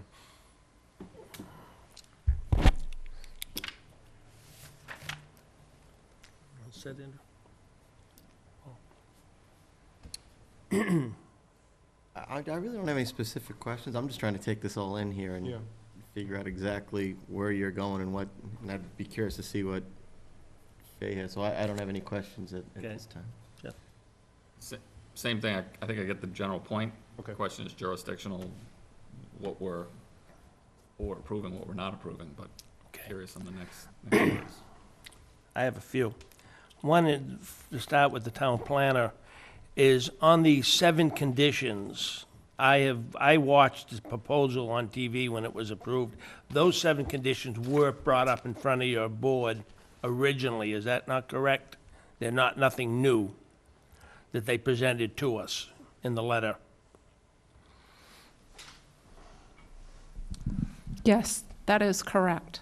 Okay, the other question is, as far as the plan goes, there was an original plan approval. Yes, there is, and if you look at the decision, it refers to a plan submitted, and then supplement plan was submitted, and the decision refers to a plan. It says, the actual decision says, in accordance with plans presented to the planning board and included with the application and subject to the following conditions. And basically, in the review of the plan, the only major issue was the change of the turf. Is that correct? The change of the turf, and then conservation had them move the turf field slightly to get out of the wetland resource area. That was the change in the May amendment. Okay, thank you. You're welcome. The other issues that we have here that are, I think are some major issues that should be discussed, publicly stated, is that the field is basically one of the farthest regulating fields in the town of Southborough. The 9/11 field is not close to any residential. This residential field, on the average, is about 1,200 to 1,400 feet away from this property line on this field, which is one of the farthest fields in the town of Southborough that's near a residential, district. The other thing is the bathroom issue. I don't know of any types of decision that have been done in this town where they've mandated that they have to have permanent bathrooms anywhere in this town prior to. I know that in the approval that there was a comment made that there were only 2 bathrooms in the site, I guess, but it was agreed on the decision by Fay School that they would go to 4, which is the more than the other 3 fields in town have presently today. So they're giving more bathrooms areas for that. And in studying all the reviews and all the issues here, which I think one of the major issues that may have presently been overlooked by accident is the fact that, and this is something to ask Fay School, is of putting in a fence along the abutting properties of the abutters. A major issue was, if anybody watched this, that people were illegally going on private residential property, which I think out of 4 of the decisions that are requested, that if a fence was put up there, it would basically eliminate, people going on private property and keeping people on the site. The majority of the site is away from the houses completely. The closest thing to the houses is the parking lot. The other thing which I stated before, all of the decisions that were made, hours of operation and all that, are standard with all the other fields that we have in town. So there's nothing done by the planning board that's different or special, done. And as far as the comment of the artificial field versus the regular field, I think that's a major benefit for the town, for the recreation, due to the cost of maintaining a field like that and everything. So I think that's, a major issue to consider. So I think the next thing go forward, that we'd like to have St. Mark's come forward, and we've got some questions to ask you. Fay, maybe. Excuse me, Fay, not St. Mark's. I knew. I apologize. No, I knew. St. Mark's there too? I knew. Good evening, Mr. Chairman, members of the board. For the record, my name is Stephen Bookbinder. I'm an attorney with the law firm of Schlesinger and Bookbinder. We have offices at 1200 Walnut Street in Newton Highlands. I'm here tonight representing both the Fay School and the Southborough Youth Soccer Association. With me tonight from the Fay School, Alan Clarence. From Southborough Youth Soccer, Colin Hines. Our team of civil engineers, Holly Ganser and John Charwick of Activus, and Robert Wideneck of Beals and Thomas, and my associate Franklin Schwartzer. I also can see that there are many supporters of the approved turf field here tonight who are eager to show their support. As a preliminary matter, I just want to note that we would, of course, waive our rights under the Dover Amendment, but leaving that aside, we're happy to present our position and address the issues that have been raised. But you're not going through the Dover Amendment, right? We are not specifically, no, and that's more for purposes if we end up at a further appeal, which I hope is not the case. As you know, the Southborough Planning Board approved the application for modification of the original site plan, important distinction which you have all noted, on August 19th of 2015. That approval came after many public hearings over the course of several months.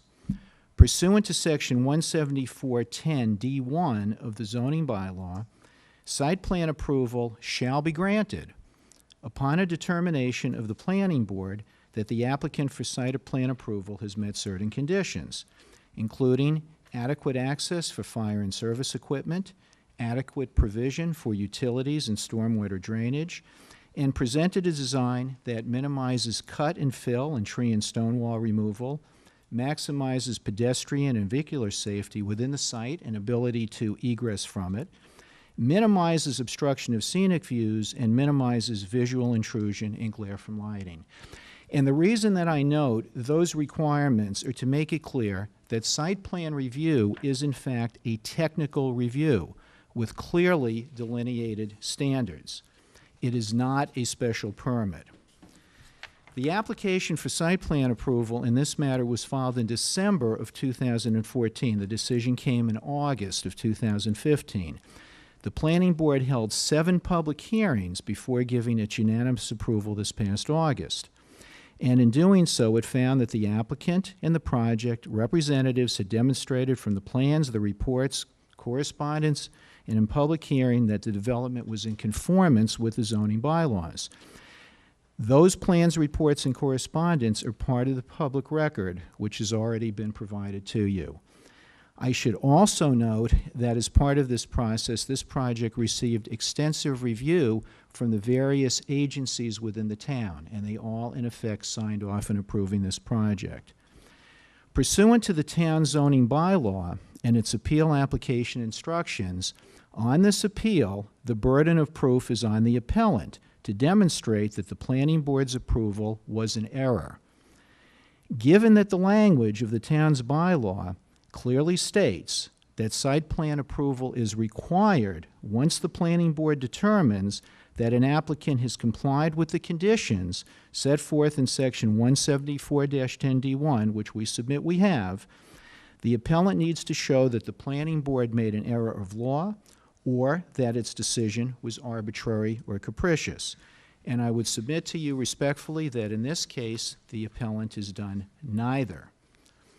Turning to the grounds for the appellant's appeal, on October 19, 2015, the appellant's attorney raised 3 issues for the first time, which it described as threshold issues regarding my client's application. When I say for the first time, I mean that they were not included in the original September letter giving the notice of appeal, and that's fine.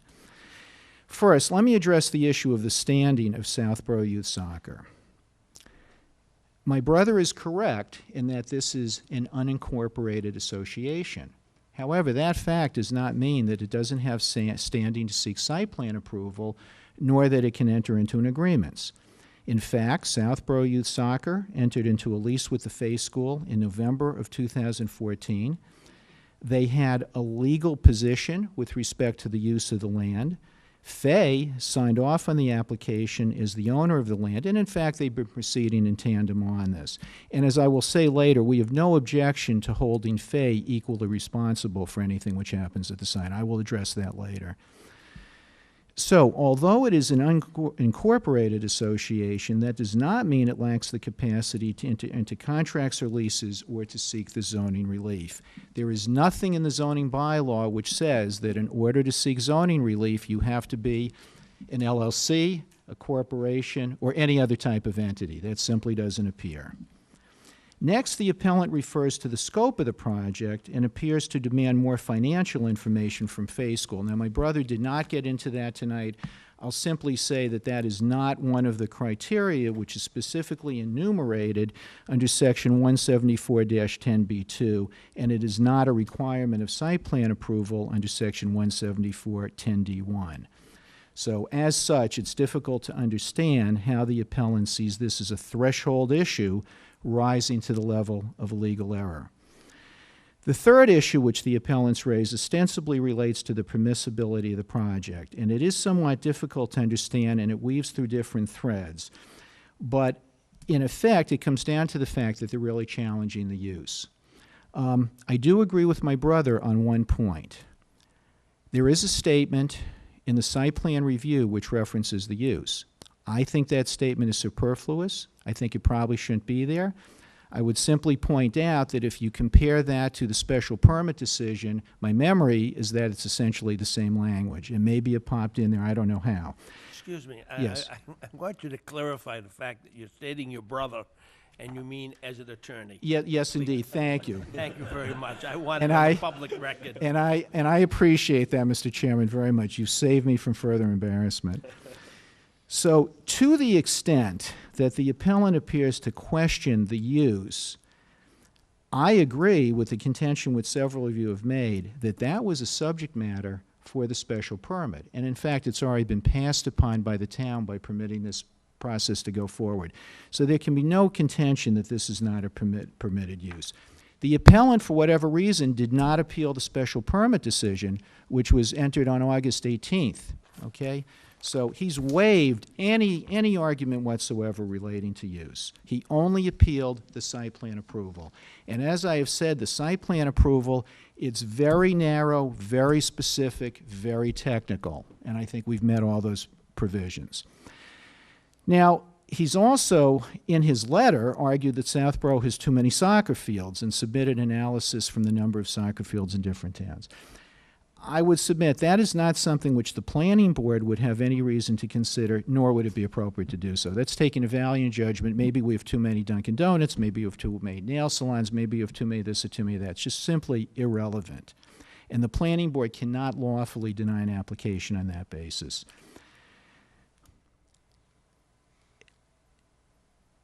The appellant has not pointed to a single error made by the planning board. What they've said is they would like to have their judgment substituted for the judgment of the planning board, and they would like to have you substitute different judgment.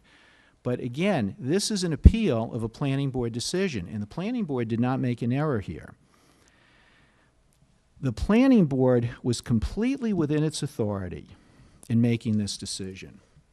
Now, the planning board did, as you've noted, add several conditions relating to the site plan approval, and they're all appropriate, and we've agreed to all of them. The appellant has gone ahead and asked for several additional conditions. I'd like to address those one at a time. First, they've asked that the board confirm that the modified decision supplements rather than supplants the planning board's original decision. I think that's obvious because it's a modification. There's no quarrel there, and we agree. I don't think we need to rewrite the decision or consolidate them. I think it's very common to have an original decision and a modification. And I do not think there's any substantive difference there. Secondly, the appellants have asked that the field be limited to Fay and Southborough youth soccer teams and opponents. We are not willing to limit the use to Fay and Southborough, but we are willing to limit the use to school-age children.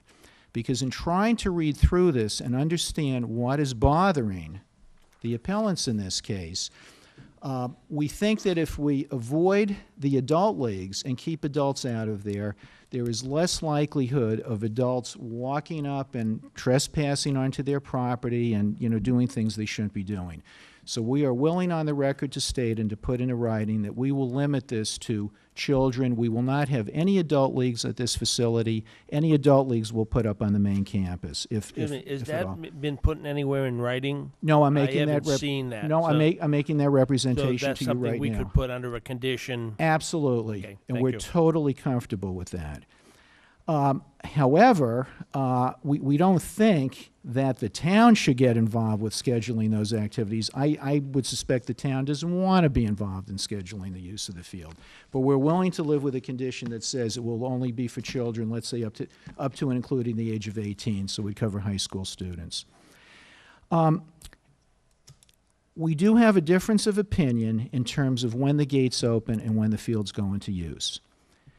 The planning board has already said that that may be used from 7 a.m. forward or during daylight hours. We will not use this facility at night, and we're willing to make that a condition. Obviously, there are no lights on the field. We're also willing that the field be closed. I'm not going to say from December 1st to March 31st because we get into spring sports, but I'm fine saying December 1st through, let's say, March 1st, and that would cover the winter season. We're happy with a condition for that. I would also note, and I think you all noted as well, that the starting times on this field, they're the same as are used in the town. We actually checked with the town. I have an email from Jennifer Holm at the town who confirmed that that's the same starting times. The elementary schools during the week, they push it back because the kids are in school. But this is really no different than any of the other facilities. The permanent bathroom facility. Again, as you've noted, the town does not require this for any other fields. Someday, Fay would actually like to do this, but the estimated cost right now is in excess of $300,000. And it's just not something that's on the veranda at the moment, but it is something that they would consider down the road. We're also willing to a condition that no more than 4 fields would be used at any one time. That's fine. We're happy to do that. We're also happy to have Fay School to be responsible, along with Southborough Youth Soccer, for compliance. I'm sorry. For a second, they wanted the word games stricken. Are you guys amenable to having the word games? Yeah, I think so. I mean, yeah, I think so. This is, it's not on the list, but it's in the decision. What's that? It's in the decision whether that they're limited to games. I know it's just a, That's threw me off. Okay, all right. Maybe we'll come back. They're discussing. I'll keep going. We'll come back to that, because we'd actually like to try to agree to as many things as we can. Tom, what was it that you asked? one of the conditions in the decision of the planning board was that they said only 4 fields can be active at the same time. Yes. But then it says 4 games. I think the intent was fields. So you could use another field for Practice. Fields is fine. Fields is fine. Fields is fine. Game use, okay. So strike the word 4 game use? Yes, we can strike that. That's fine. We will designate one of the Fay School employees. At the moment, it's Bob Rogie, who's the Director of Auxiliary Programs. He will be the point person. We will provide his cell number to the town, and we'll also provide it to any of the neighbors who ask. So if there is a problem there, there's someone specific they can call, and he'll be responsible. That the individual's number would go where we want it properly Yes, to go. wherever you want it to go. Okay. That's Because right. I personally feel the 2 major issues would be police and fire department. Okay. That would be 2, and then the third issue would be the building inspector. Yeah, and we're happy the 3 to major- do that, because the truth is they want to be a good neighbor. They just want to let the kids play soccer. The school actually has already taken a number of steps to comply with the spirit of the planning board's decision and to address these concerns. First of all, they've already installed the extra portable toilet on site. They've also erected, and I have a sign I can share with you in a moment, a no trespassing sign on the bridge near the appellant's property. Excuse me, where did they put the extra portable potty? I mean, I was on the site this morning and only saw 3 of them. Put it by the facility shed, which is where the main soccer usage is. Yeah, because I only saw 3 of them. And it's supposed to be 4. That's one that was always there, right, by the facility for sure. We're gonna add the 4th. Oh, I'm sorry, I misspoke. I thought they were having 4. 2 to 3. Okay. Right. But you will You're have a going to 4th. add 1 more. Okay. I'm sorry for Okay. that. There will be a 4th. Okay. Now, we brought up fencing, and we actually discussed this today.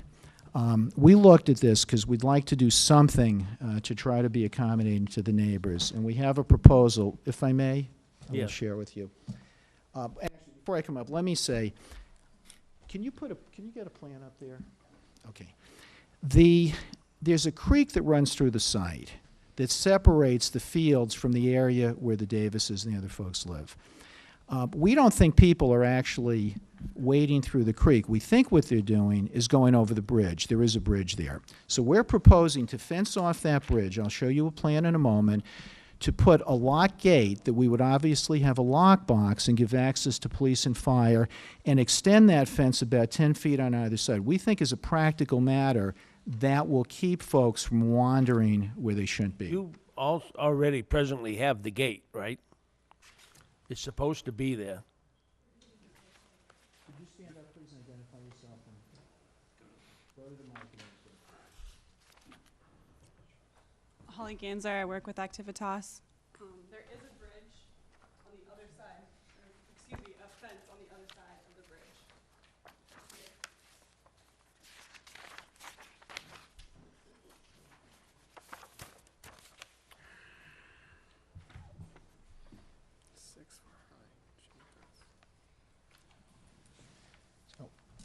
I think the point was, we couldn't see much point in doing a perimeter fence back all the way along here, where folks would have to cross that creek anyway. We thought that really making this secure would really do the trick. But we're open to a dialogue on that, because we'd like to try to make this thing work for people. Why is the blue line the fence? No, it's a stream. That's the river point, so the solid yellow line is where you're preventing the fence? No, Or those there's are, not- those are nothing there? riverfront protection llines. Those aren't, that's not where they propose to do the fence. So those are protection areas for the river. Right, so Wetlands protection. where are you proposing the fence? Basically, right here across the bridge, thinking the people would be crossing this bridge to get up into this area here. They're unlikely to be wading through the brook. I'm not saying it couldn't happen, I'm just saying, I think that's unlikely.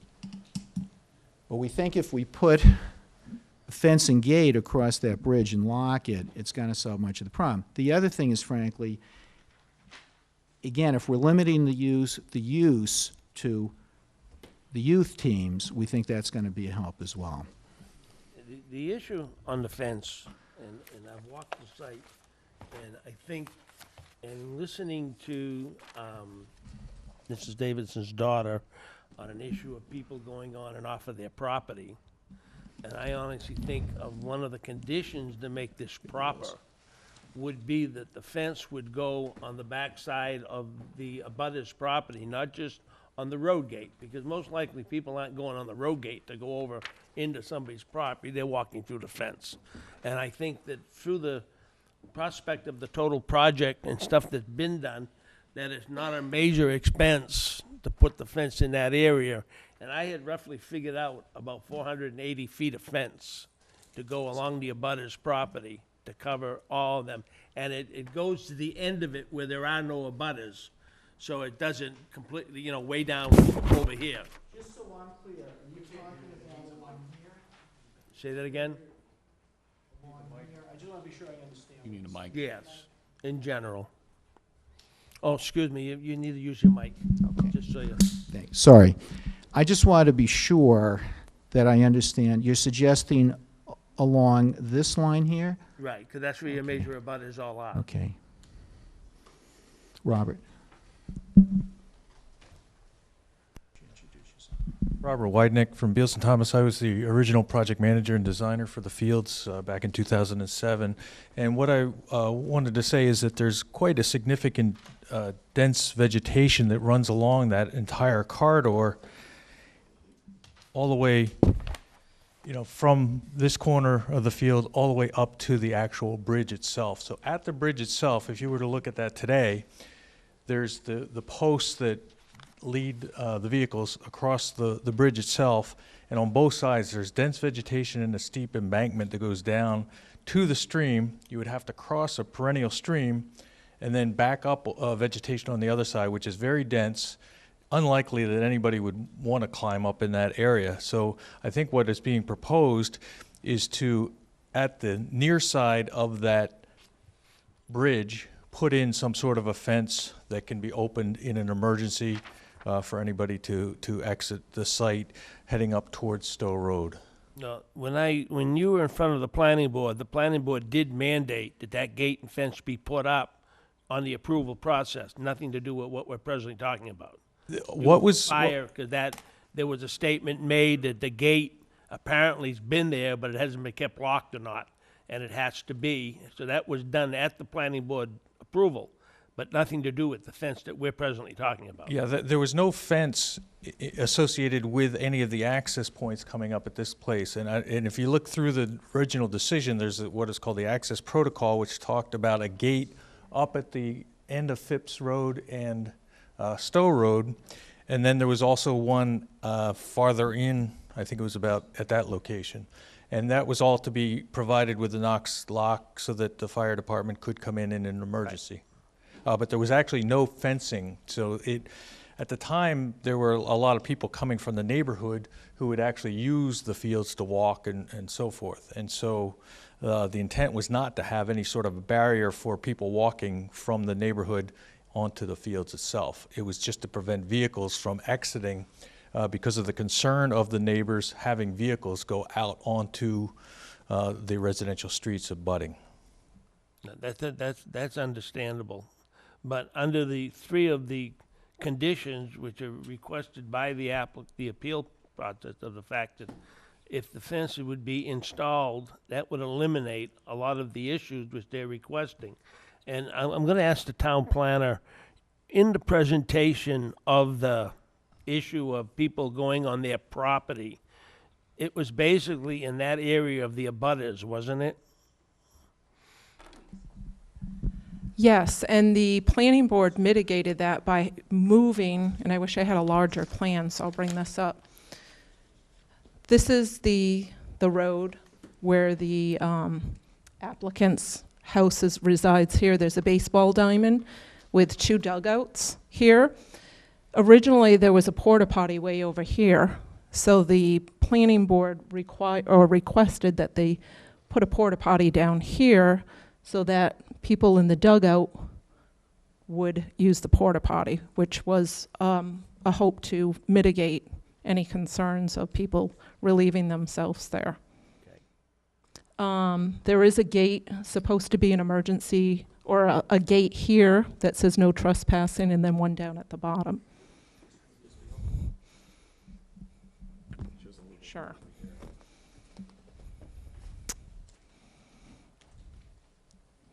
So if you missed that, originally there was a porta potty somewhere over here. It's been relocated, or supposed to be relocated over here, in the hopes that people would be using this porta potty. So they've been spread out for porta potties.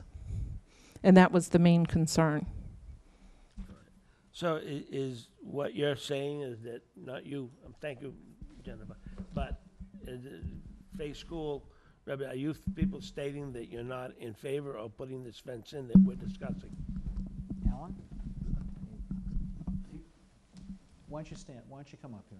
Well, hold on 1 minute before, I'm gonna apologize, we're gonna go 1 second further. Okay.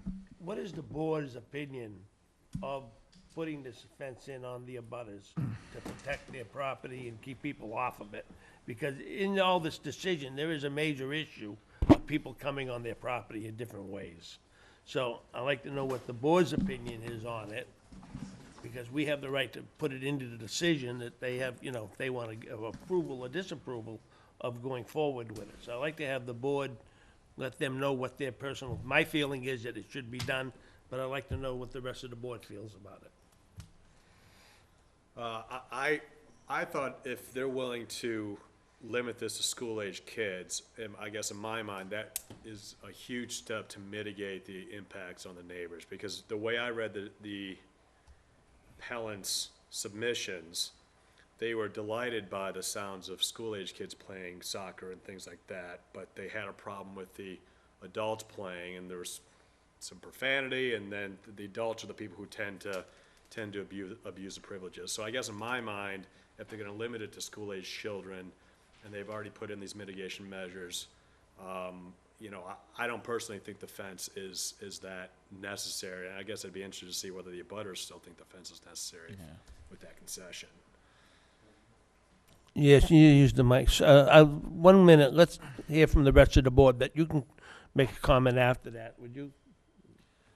I was skeptical whether it'd be necessary because the engineer who spoke and talked about how there's a drop-off here, and then the picture, which is submitted, shows there really is this dense vegetation. So I was thinking that if I was looking to go this way, that I would tend to go towards this bridge, and if the school was agreeing to have a fence there anyway, that would be effective at preventing.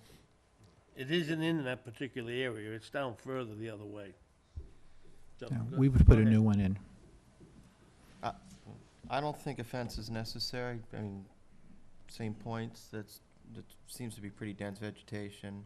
If it's younger, you know, if it's children, non-adults, I think that'll mitigate some of that. A gate on the bridge would probably be, I guess it is supposed to be there, so a gate on the bridge I think is sufficient. And also there's a creek there, so I doubt folks, if they're gonna go through dense vegetation and through a creek, they'll go over a fence too then if they wanna. No, this presently been going on, so go ahead, Jeff, you. I would want to hear from the abutters what's actually happening, because if they think a fence is necessary, then it's hard to argue. When it was on the approval, there was a major issue about that. So would the attorney of the abutters want to make a comment on that, please?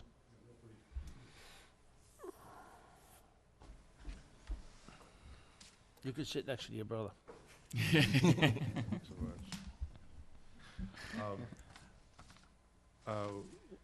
We've actually just reviewed the proposal tonight for what I'll call the wing fences that extend from the gate, and actually think it's responsive in large measure and probably will be sufficiently protective. A fence creates a lot of other issues, actually. It may do a better job in terms of impeding trespass, but it also creates other issues, among them for wildlife and so forth, movement. So on balance, we think this is responsive to that issue. We still stick with the suggestion that permanent facilities are needed, but as an interim or temporary measure, if that's where we're going with this, this should largely do the trick. So I appreciate the dialogue and Thank you, Senator. problem solving. Thank you. So you can go forward, continue. I'm basically done. Okay. Any questions? Your turn.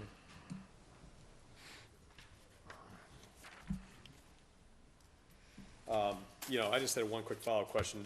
One of the questions that came up during the appellant's presentation was that this whole idea of a net neutrality between the turf field, natural turf field, and synthetic. So do you guys agree with that proposition that the turf fields aren't online all the time? They need to, the natural turf fields need to be taken offline for major Yeah, repairs? I think that would be, yeah, I think that's fair. Is that true? Is Yeah, that a fair I think that's fair, distinction? yeah. Okay. Yeah. Well, I had a couple questions. First was just procedurally, I wanted to ask the chairman whether, will we have an opportunity to just kind of review what's happened and see, you know, what were the things that the applicants said they were looking for that Fay now says that Fay and Southborough Youth Soccer say that they're agreeable to, so that in terms of coming up with proposed conditions that, you know, we would know what those might be. When is the appropriate time to do that? We're gonna do that when we get done, before we get done. Can I throw an idea out there on that? I mean, I wonder, I mean, it sounds like there's a lot of commonality there. I don't know whether you guys met before this or not to talk about some. We haven't met, we did talk on the phone a few times. It seems like, you know, Mr. Chairman, if you think it's appropriate, that maybe we don't close the hearing tonight and give these people an opportunity to meet, to decide whether they can come up with some mutually agreeable conditions and then come back to us next month. Yes. It's okay with You know, me. 'cause it seems like there's a lot of Close. love between brothers on this. That's fine. Yeah, we're fine with that. Andrew, any further? I do have another question, though, which was, I was trying to follow along as you were making your presentation, trying to match it up with the list of the 8 proposed conditions in the appellant's letter, and the one at the end where I don't know what your position was, whether their request that you require Fay School be joined as a co-permit applicant. Because I thought I heard you said that We're okay with that. you're okay with that. Yeah, as long, I mean, retroactively, we don't want to go back and start the process, but we're happy to do something to have a condition that says we will be equally responsible for anything Are you goes guys on. building the fields? I'm sorry? Are you guys building the fields? Southborough Youth Soccer is? Yeah, yeah. And let me just say in that regard, by the way, that there's a user fee involved, and it's not that much, and it's plowed back. Fay is not making money on this thing. It's plowed back 100% into just maintaining the fields. When we appeared before the planning board originally, I did that back in, I think it was 2008, we were asked, Don Morris asked, are you willing to consider sharing this facility with the town? And at the time, we said, of course we would. So this is our sense of participating with the community. They keep 75% of the fees, we keep 25% of the fees. I just had one last comment on what I just said, where you were saying that would it be, if Fay School was to be joined as a co-permit applicant, would it be necessary to re-begin the whole process or anything? I'm not sure it would, because I'm looking at the application, Yeah, and on Exhibit E, and it does say, on behalf of Southborough Youth Soccer and the Fay School, Yeah. we are pleased to provide you with this application. So I thought there was maybe the whole. We've always considered, and I was not involved with that filing, but in talking to them after the fact, they've always considered this was a joint venture in effect. And we certainly are willing to stand up and be responsible and provide the information, have a contact person. If there's a problem, the neighbors have someone they can call, as opposed to the coach. Any further questions? You made one comment about there's no night games and there will be no lights. And that's not something that would ever be thought of or considered, or? No, never's a tough word. I'm not sure I'd say never, but not contemplated at the present time. And we'd obviously have to come back and get permission to do that. All the other, a lot of the points that everyone else is commenting on and noticing, it does seem like you folks are somewhat agreeable to, so I don't think I need to go over everything you just said that seemed to address what they wanted. And I guess if we're gonna, continue this and have those brought back to us for next month, just to. Well, the question is on the applicants, are you in consideration of doing that? What I'd love to do is supply you with a proposed form of decision that represents the consensus between the applicants and the abutters. Or if there's no consensus, that we Each submit one, sure. our own proposed forms of decision. And then you can see how close we are and where we differ, if at all, and can deliberate in a fairly clear and decisive way that way. That sounds very reasonable. Okay. So then, in consideration of that, we make a continuance of the I'm public. good, I already told. Say it again? I'm good. Oh, okay, I didn't know if he had anything to What? say. I didn't know if Jeff had anything to say. No, he said he was all set. Oh, okay. That, we make a motion to continue it Useless. until December 2nd. That'll be our next second meeting. November 9th is our first, and December 2nd is our next meeting. So and we have, Karen, what do we have on the agenda presently? We don't have, That's good with me. Is that good with you? so we'll put it on the agenda for December 2nd. And We'll have that discussion then. so, just for the issue that we're not sure when it is, we'll book it for 7:35. Okay. And in case there's something else, it'll be continued on as we go through the night. Okay. Thank you Right. all very much. Oh, okay, so Thank we you, need a sir. motion to continue this until December 2nd at 7:35. Second. So moved. Any second? Well, hold on, slow down. He seconded it before I made the initial motion. Yeah. Okay, I move to continue the public hearing until December 2nd at Are you gonna 7:35. second your own motion? I'll second it. Second it. All in favor? First we have a discussion. You agree? You in or out?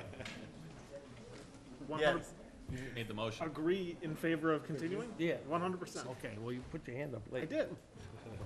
Okay. Made the motion, doesn't matter.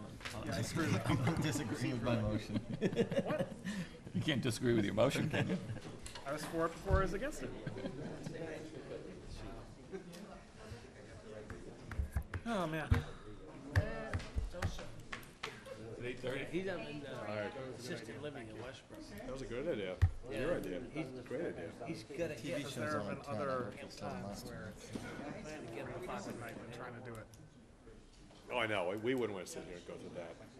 Yeah, I will. Let them. It's happened before. Oh, yeah. All right. Okay. Gotta get him a softer I pen. apologize to Sound- the Ken Foods operation for being so long, but Break though. Karen, would you read the public hearing notice for Ken's Foods, please?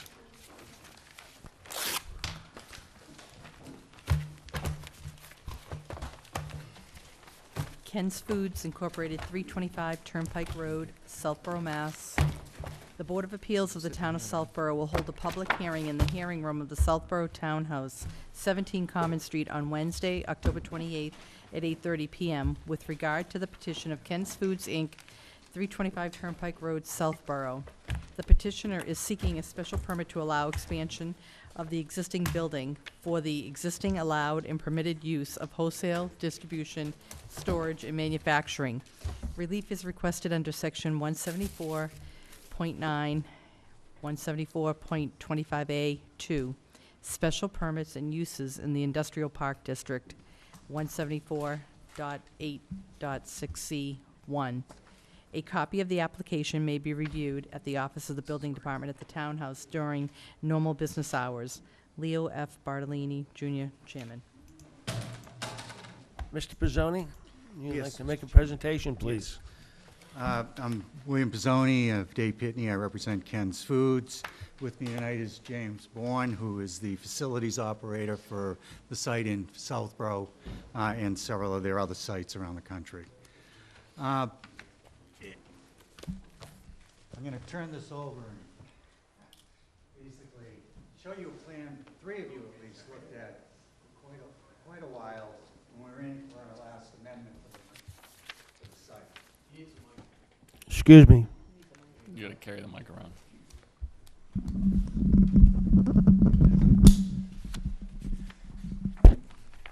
If you recall, when we came in, well over a year ago now, and there were a lot of neighbors in opposition at the time, we ended up building a fence along the back area here, a sound barrier to keep all the sound. We shut down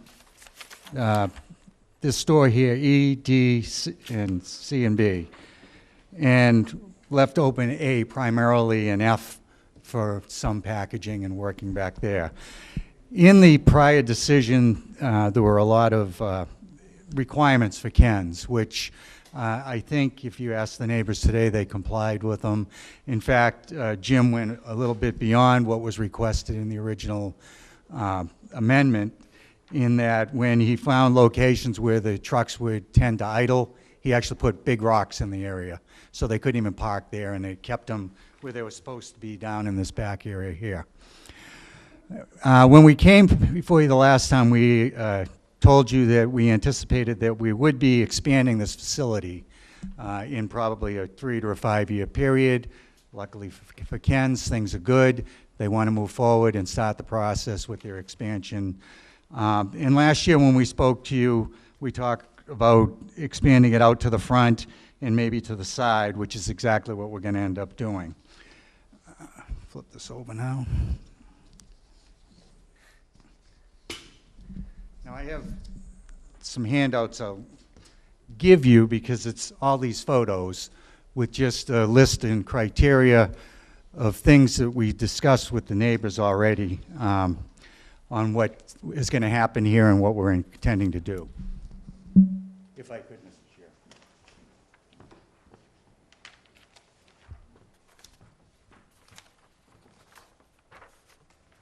It will also help Karen in writing the decision or putting the decision together.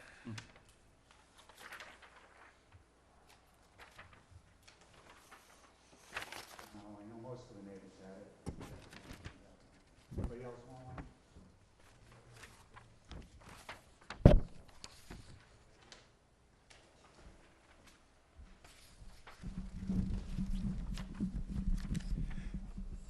Presently, well, this is an aerial of the site as it exists today.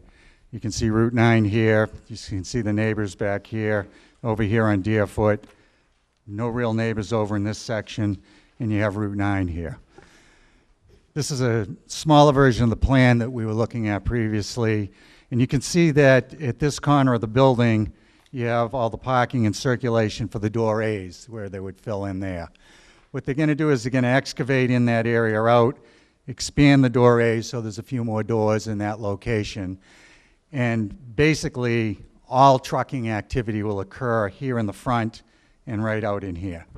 So it'll just be servicing the A doors here. We will ultimately be closing the F door in the back. And what we'll do is we'll set up some parking here for our employees so that the employees will park in the back and all truck traffic will remain in the front.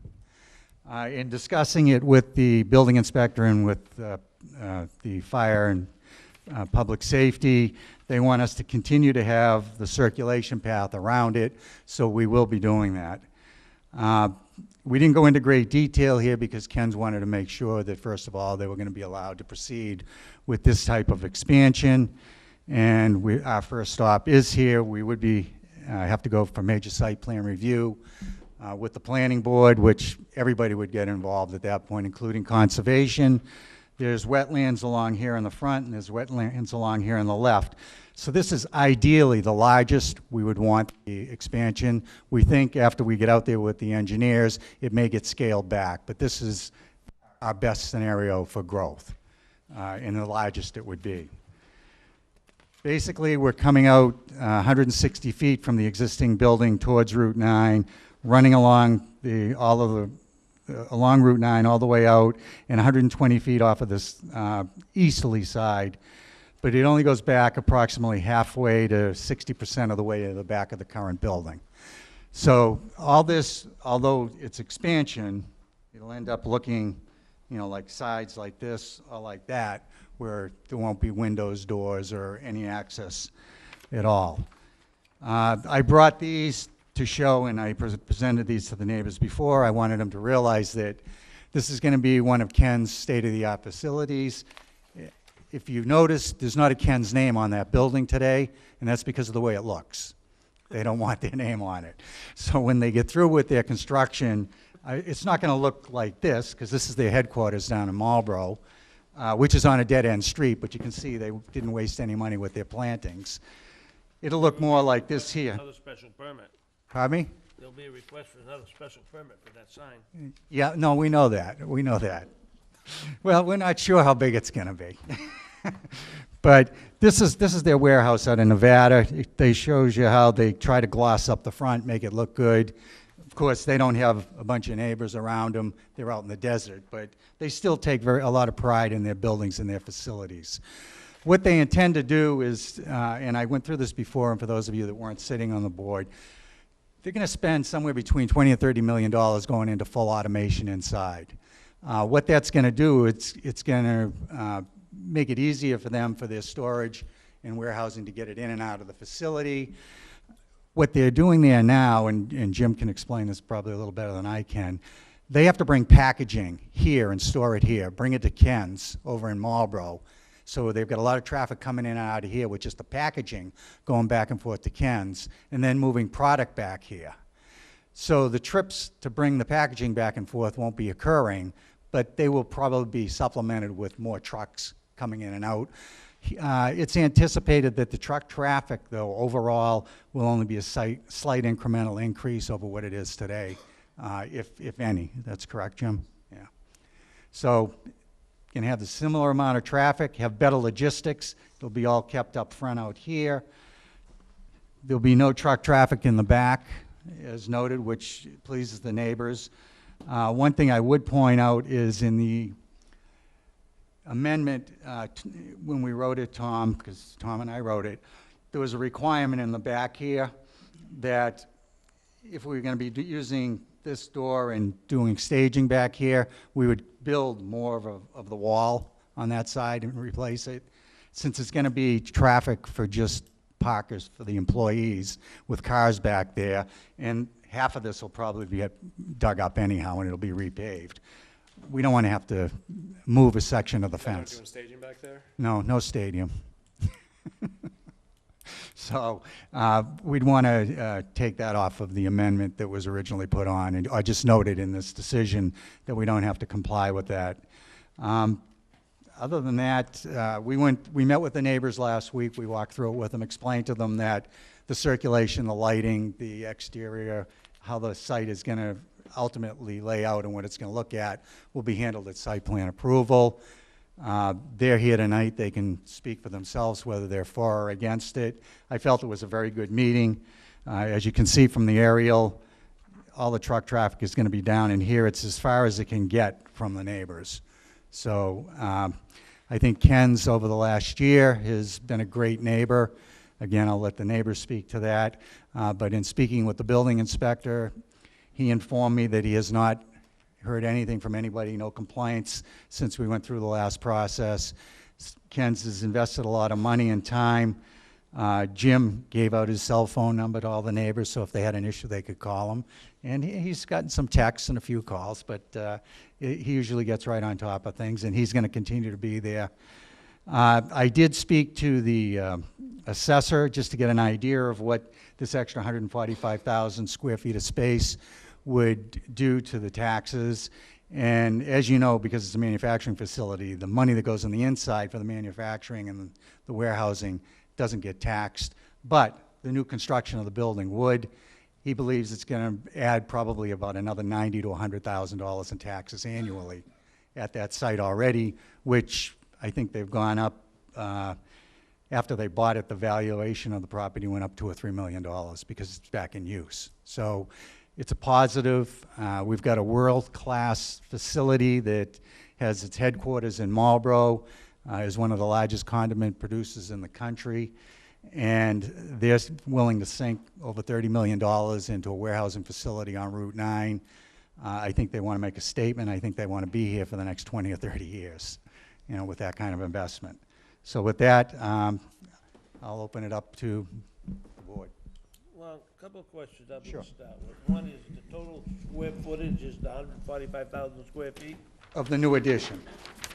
And what about the other 36,000 square feet? That's already like under the overhang. There's an overhang there now. That being comes up.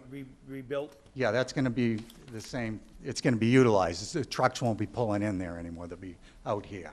So, One of the other questions where we discussed the last time, were the trucks registered through the town of Southborough?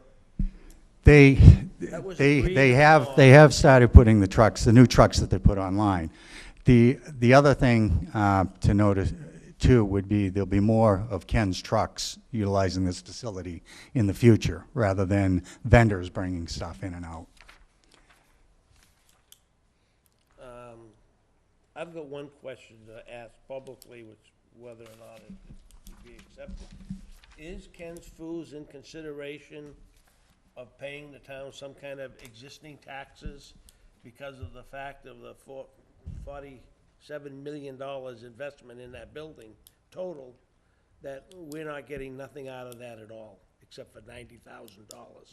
Well, you get And another. we're getting the traffic, and we're getting all the other issues. You've got no more, you're not going to have any more traffic than what's there already, Mr. Bartolini.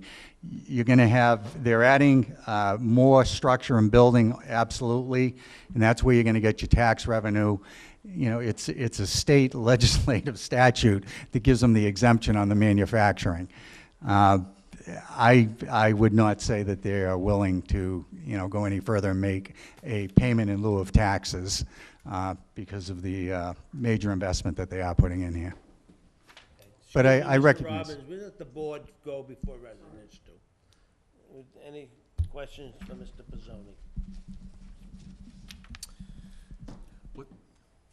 Explain again the relief you're looking for here? Oh, I'm sorry. Yeah, no, this area, it's 50,000 square feet, well, you need a special permit. All right, the original permit they got back in the late 70s, 80s was for about half this size, then they came back and they expanded it again. The last relief we came in was to clarify the 24-hour operation. So what we're doing is we're expanding our footprint. So that's the relief we're looking for. So all the, just to, I know you sort of said this, all the doors in the back of the building with this expansion improvement will not be used anymore, as we sort of. Correct. And that should certainly help with some of the issues we discussed last year, I would. Absolutely, and actually we think a lot of the issues were dealt with. Part of it was the repaving. You know, the back was a mess. You know, every time a truck went over it, you could hear it. That was a lot of it. And a lot of the back and forth that was going on, because we shut down half the doors in the back to start with. And I mean, the neighbors can speak to that. So a lot of the area in the back has been repaved, or? Yeah, all of it. So it's all been repaved? Yeah. Except for this lot over here in the corner. And what we did was the conditions of our decision last year was that they repaved the area back Right. there. And so there, and again, you're stating that even with all this expansion, there will be minimal increase in truck traffic in and out? Yeah, because we won't have the packaging going back and forth, and the vendors coming in with the packaging and having to go to Ken's and bring it back and forth. Okay. So it'll be all, you deliver the goods, and then the goods go out. Instead of deliver the goods go out, you bring the packaging, you bring, you know, so it'll be approximately the same amount of traffic. Less a question, more of a comment, that with the U-turn there in the middle of Route 9, occasionally I still see some trucks making like the turn instead of going down to the cloverleaf around and coming back up. Just a comment. Well, Jim will let his truckers know and his vendors that aren't Ken's truckers. You're not going to have to worry that present, because the state has got an article, they're gonna close that intersection on us Yeah, well, because of that. There, something on the state board right now at Mass Highway. there's also, I wouldn't be opposed to that. there's, Road? Yep. Oh, I need to make that illegal turn all the time. That's what I'm saying. yeah, there's also before the state, through EMC, actually a new transition here that may be occurring, and there's been money spent. I think they're at 90% design now. And the state is all for it. It'll be actually shifting the entrance down so it's more aligned. And there'll be, actually, there may be a ramp coming through here, just Well, a are little they bit. moving your entrance or moving their entrance? They're moving their entrance. entrance is They're moving their entrance east Right. to be more aligned, but they're trying to figure out the best circulation for the Because they're in the traffic. process now of reconstructing the other 3/4% of it right now. Right. I'm good. I have a question relating to the special permit decision last year. And my question is, the application you have before the board now, is it, you're not seeking any relief or modification from any of the conditions in the special permit decision back in 2014, right? The only one I'm looking for is, they said if we were going to continue to use this for staging, they wanted us to build the wall all the way down towards the brook. There's a big sound barrier wall in the back of the building that we built, and it was stopped at this corner. All right, and then we put trees in. And if we were going to continue to use that area for staging, we were going to take a piece of the fencing, the barrier that was there at this end, and move it down there. But we're no longer going to use that for staging. It's going to be for automobiles. So you wouldn't really need to modify anything in the prior decision because you wouldn't be doing it anyway, so you, Well, Yeah, they would, 'cause yeah, it's still 24 hours. I think the Yeah, purpose what- of the last permit was to allow 24 hours. right. So I think we just have to make a reference that we wouldn't have to build that piece of sound barrier at that end. but nothing else. All of the other conditions in the prior. They've all been met, actually. Let's see. You'd modify that condition, address conditions 1 through 10, except for 11B2, actually, which is the last condition. And so you said there wouldn't be any more trucks. Would there be any more workers or employees, or because it's going to automation, would there be? They'll actually, my understanding is there'll be less employees, but there's 3 shifts throughout the day. You know, so you have what, maybe 12 a shift? 12 employees a shift coming in, you know.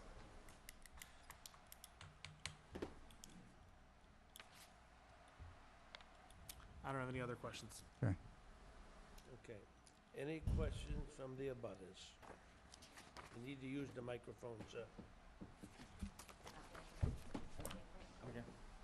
Hi, Bob Kamenetz, 10 Orchard Road.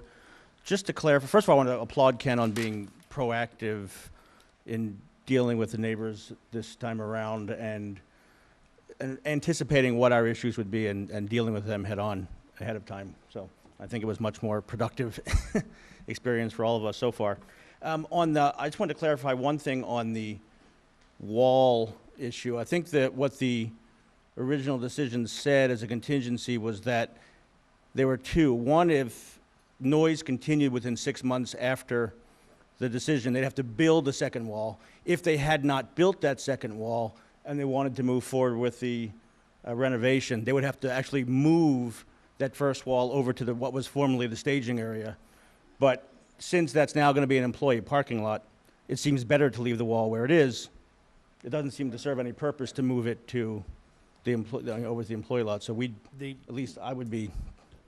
I think the proper way of the board going about the removal of the wall is that if we approve this, then we send it, they let the planning board be involved in what we do, and we make a recommendation to eliminate what we did, because they're gonna know what this for parking and all that. We're not getting none of these design drawings for any of that, and just let it go under the approval of the planning board, and we agree that we're gonna let it go and let the planning board correct it if they have to, or whatever, when they get the formal thing of the whole site plan review, because we don't have that presently. Yeah, just to clarify, the condition in our decision was, when you close the F door, you will automatically be required to move the wall over to the staging area.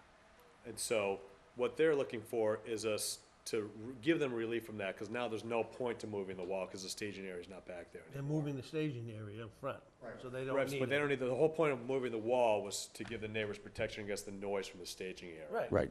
And so now the neighbors and the applicant are saying it's moot because there's no staging area back there, so there's no need to move the wall. So they wanna remove the condition that would cost them a bunch of money to remove the wall. That's right, we remove it, but then it's up to the planning board. If the planning board wants to make them do it, they do it. Oh, yeah, That's as I was saying, yeah. That's what I'm yeah, saying. okay, yeah. So we would, in a decision of approval, we just withdraw that, and it goes forward. Yeah, we delete that, yeah. right, But we delete that. don't wanna make it so we withdraw it and make it that it cannot be done different. So we just withdraw it, and that's it, and it goes freshly to the planning board Yeah. to whatever they wanna do for it, they feel they need to do. That's it. Right, and the only other thing that I would suggest that that you consider in your decision is while the road behind we understand why it needs to stay intact for fire and police and emergency, if it could just be part of the decision that there is no truck traffic back there, even though there's no intent right now in the current plan, but if that could just be, I think Ken's has said that's the intent, so if that could just be part of the decision as well, just restricting that no truck traffic in the back. Thank you. Yeah, but it has to, that road is for fire and police. I understand, but no commercial trucks. Are they talking about not having commercial trucks back there no more? Yes. So that's not an issue? They're gonna be able to, we're gonna create logistical circulation here, so the trucks can move around in here rather than having to loop around. So that's not gonna be an issue? Okay. No docks, they're closing Thank you. all the docks. Any other comments by resident? Mr. Robbins, you have a comment? I'm Chris Robbins. I serve on the Economic Development Committee. We're thrilled that Ken's is here. They took a fallow or empty building and turned it into a prosperous extension of their business, created jobs and added to the economic profile and the economic wellness of our community by providing taxes, jobs, and now they're going to another stage, and we're grateful for being a partner, enabling our town to move forward. Now, I talked to Paul Sibeli just the other day. They paid, I think, $220,000 in taxes. So that's several teaching jobs, police, core services, and we're grateful for the commitment they're making.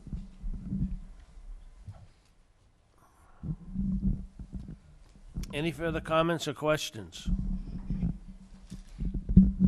Any further comments or questions by the board? Excuse me. Go ahead, ma'am. Thank you. Darcy Dakers, 10 Orchard Road.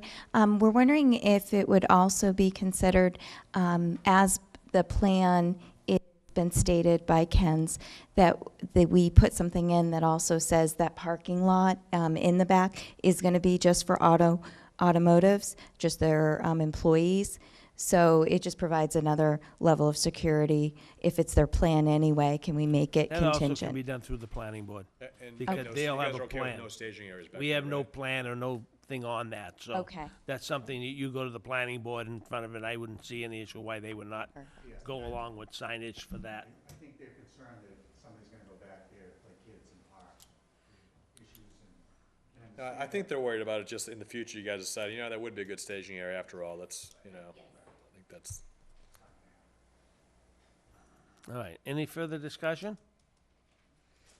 Okay, we'll make a motion, close the public hearing. I move to close the public hearing. We have a second? All in favor? Aye, okay.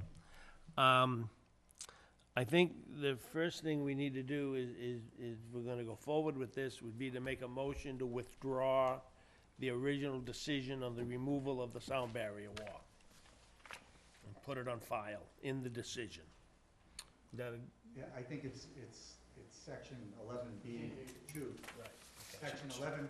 Microphone. 11B2 Yeah, excuse me, the comment has to stay amongst us, Mr. Yep. Pizzoni. Yeah, you know that. we may have a little bit of a procedural, I mean, I think we're all in favor of the substance, I just wonder whether we have a procedural issue, because it's, that's now modifying an existing special permit that wasn't, that's not your current Yeah, application. There's no discussion, it's amongst us. That's not their current application, it's not to modify an existing special permit, it's for a new special permit for this expansion. So even though I think we're all in favor of it, I just wonder how we can do it procedurally. I just don't know if we've, even though all the abutters who would care about it are here, but I think as a technical matter, I'm not sure whether we can, as part of this hearing, you know, make a modification to a prior decision. Well, the thing is, It's then, not before us. the thing is, we don't have to do that because of the fact if they're not going to put the loading area and stuff there, they don't really move the wall. So it's not Well, no, mandatory to be it moved. wasn't about They're removing closing the the I think outdoor, it, which we want them to do. you need to have the clarification, yeah. You know, I wonder if we ask the applicant to just file a separate, as a technical matter, to file a separate application and modify it, and have a 5-minute hearing. I think because this is a modification of special permit to expand on it, you have the right to do it. You think we have the power to? Yeah, I do. Ah, you do. Excuse me, keep telling you people, you cannot do it that way. You discuss it amongst the board only. Okay, so if you have an issue what you want to do, Tom, you tell Yeah, us what you want. I think that technically we should not, on procedural reasons, take a vote to amend the prior special permit, because I don't think it's before us. Can't you just have a new condition that absolves that from happening? I don't think that flies, but hey, I'm only one vote, so I think it's wrong to do. I think it's a matter of technicality doing it right, but I will. I think I'll be a lone that'd be the way to dissenting go. vote. Explain to me why we have to modify, that's what I don't. Because right now, they have to move the wall based on the current decision. Well, technically, if you read it, they only have to move it if they're going to use the area.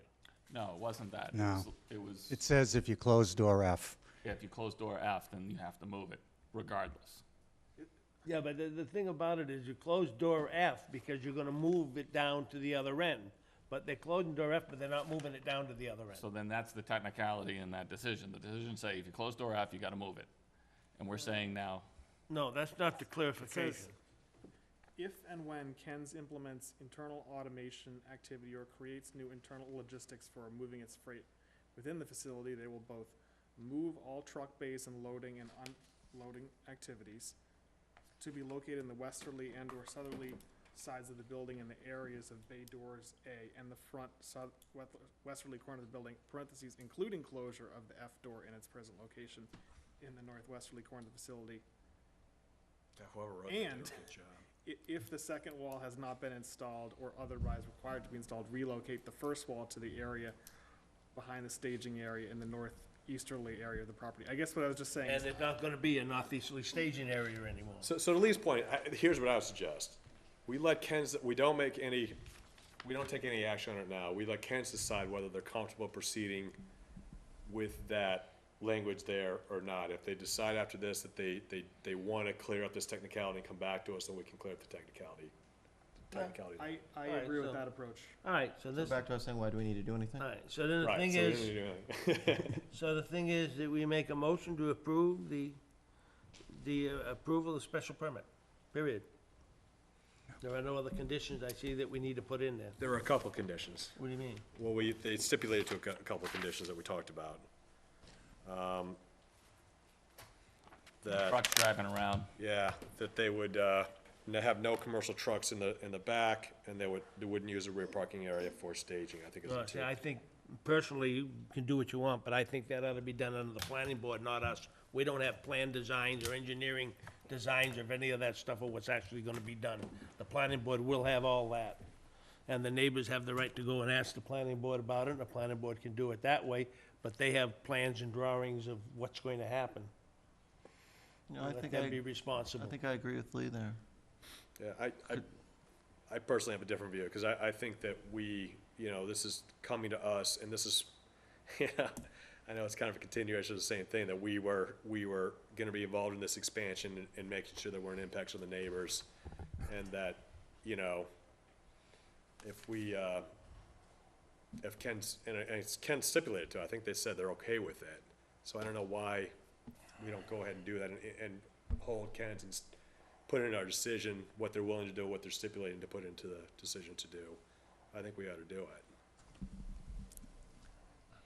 I'm in favor of that approach. I think it's related to the relief they're seeking, which is to have a significant increase in the size of it, and this relates to how you use the expanded property. think, and as you said, I think Ken's is agreeable to the two conditions that were discussed. It's in this. Do you have a draft decision? No, What is the decision? So, you want me to try to take a stab at it? You have to write it now. Have to write it now? Under public rule, yes, under the public meeting law, we need to write it because we don't have presently, so Karen can be given the decision. What? I'm not sure I understand that. So I make a motion that we approve the applicant's special permit application, subject to the condition, two conditions. One, that the driveway to the rear of the building not be used for commercial trucking purposes. And two, that the rear parking areas not be used for staging. I second that. Second, motion seconded? Yeah. Any further discussions on it? No problem. Is there any, as far as making it commercial trucking, what if you made it commercial trucking and the sizing of 18-wheelers or whatever, because you're basically gonna make it so you can't drive down there with a pickup truck if it's a commercial vehicle. Let's make it clear that emergency vehicles are permitted. No, I said, not that. The pickup trucks or vans that are commercially registered can't go down that road either. If you don't, unless you limit it. Yeah, I mean, I think that was, I think that was the point, though. Or It's limit really, it it's, to 18-wheelers or bigger. I think it was basically to be limited to emergency vehicles. What? That was the point. So there'll be no traffic allowed in that back They're road? not at all? looping around. Employee Oh, no, vehicles. the employees have to get to the back Oh, yeah, parking lot. automobiles are okay, it's just, commercial. Be for employee parking only. I see what you're saying, though, Lee. If it's, I have a Ford F-150, it could be commercial, it could be residential zone. If I have a resi plate, I can't go around it. I have a commercial Excuse plate me, on my you can't car. comment on that. No, but that's your point, right, Lee? It depends what you guys want to do. If you do it the other way, then nothing goes on that road, except for emergency vehicles that are commercial cars, but nothing commercially is allowed on that property.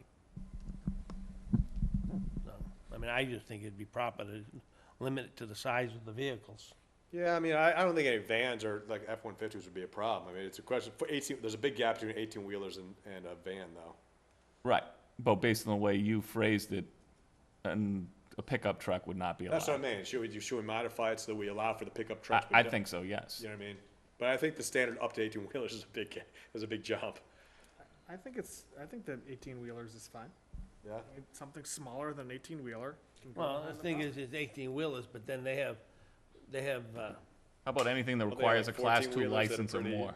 what? Anything that requires a Class 2 license or more is not allowed. Because you're gonna have, What's your that mean? Translate that. What does that mean? Well, you need a special driver's license to drive any vehicle So over that a could certain step. include- Are there such things as 10-wheelers? Yeah, the thing is, dump All trucks. right, let's do that. Okay. the thing is, you can use a U-Haul vehicle, which is a 6-wheeler, which is, Boxcars, I mean, which is a 40-foot truck. All right, so what would you say, anything that requires a Class 2 license? Any vehicle that requires a Class 2 Class 2 license? license or greater, like or a Class 1, yeah. Class up to operate. Class 2 covers more than a Class 1 does. No, Class 3 is passenger. it? Class 3 is passenger, 2, 1 goes in the opposite direction. Right.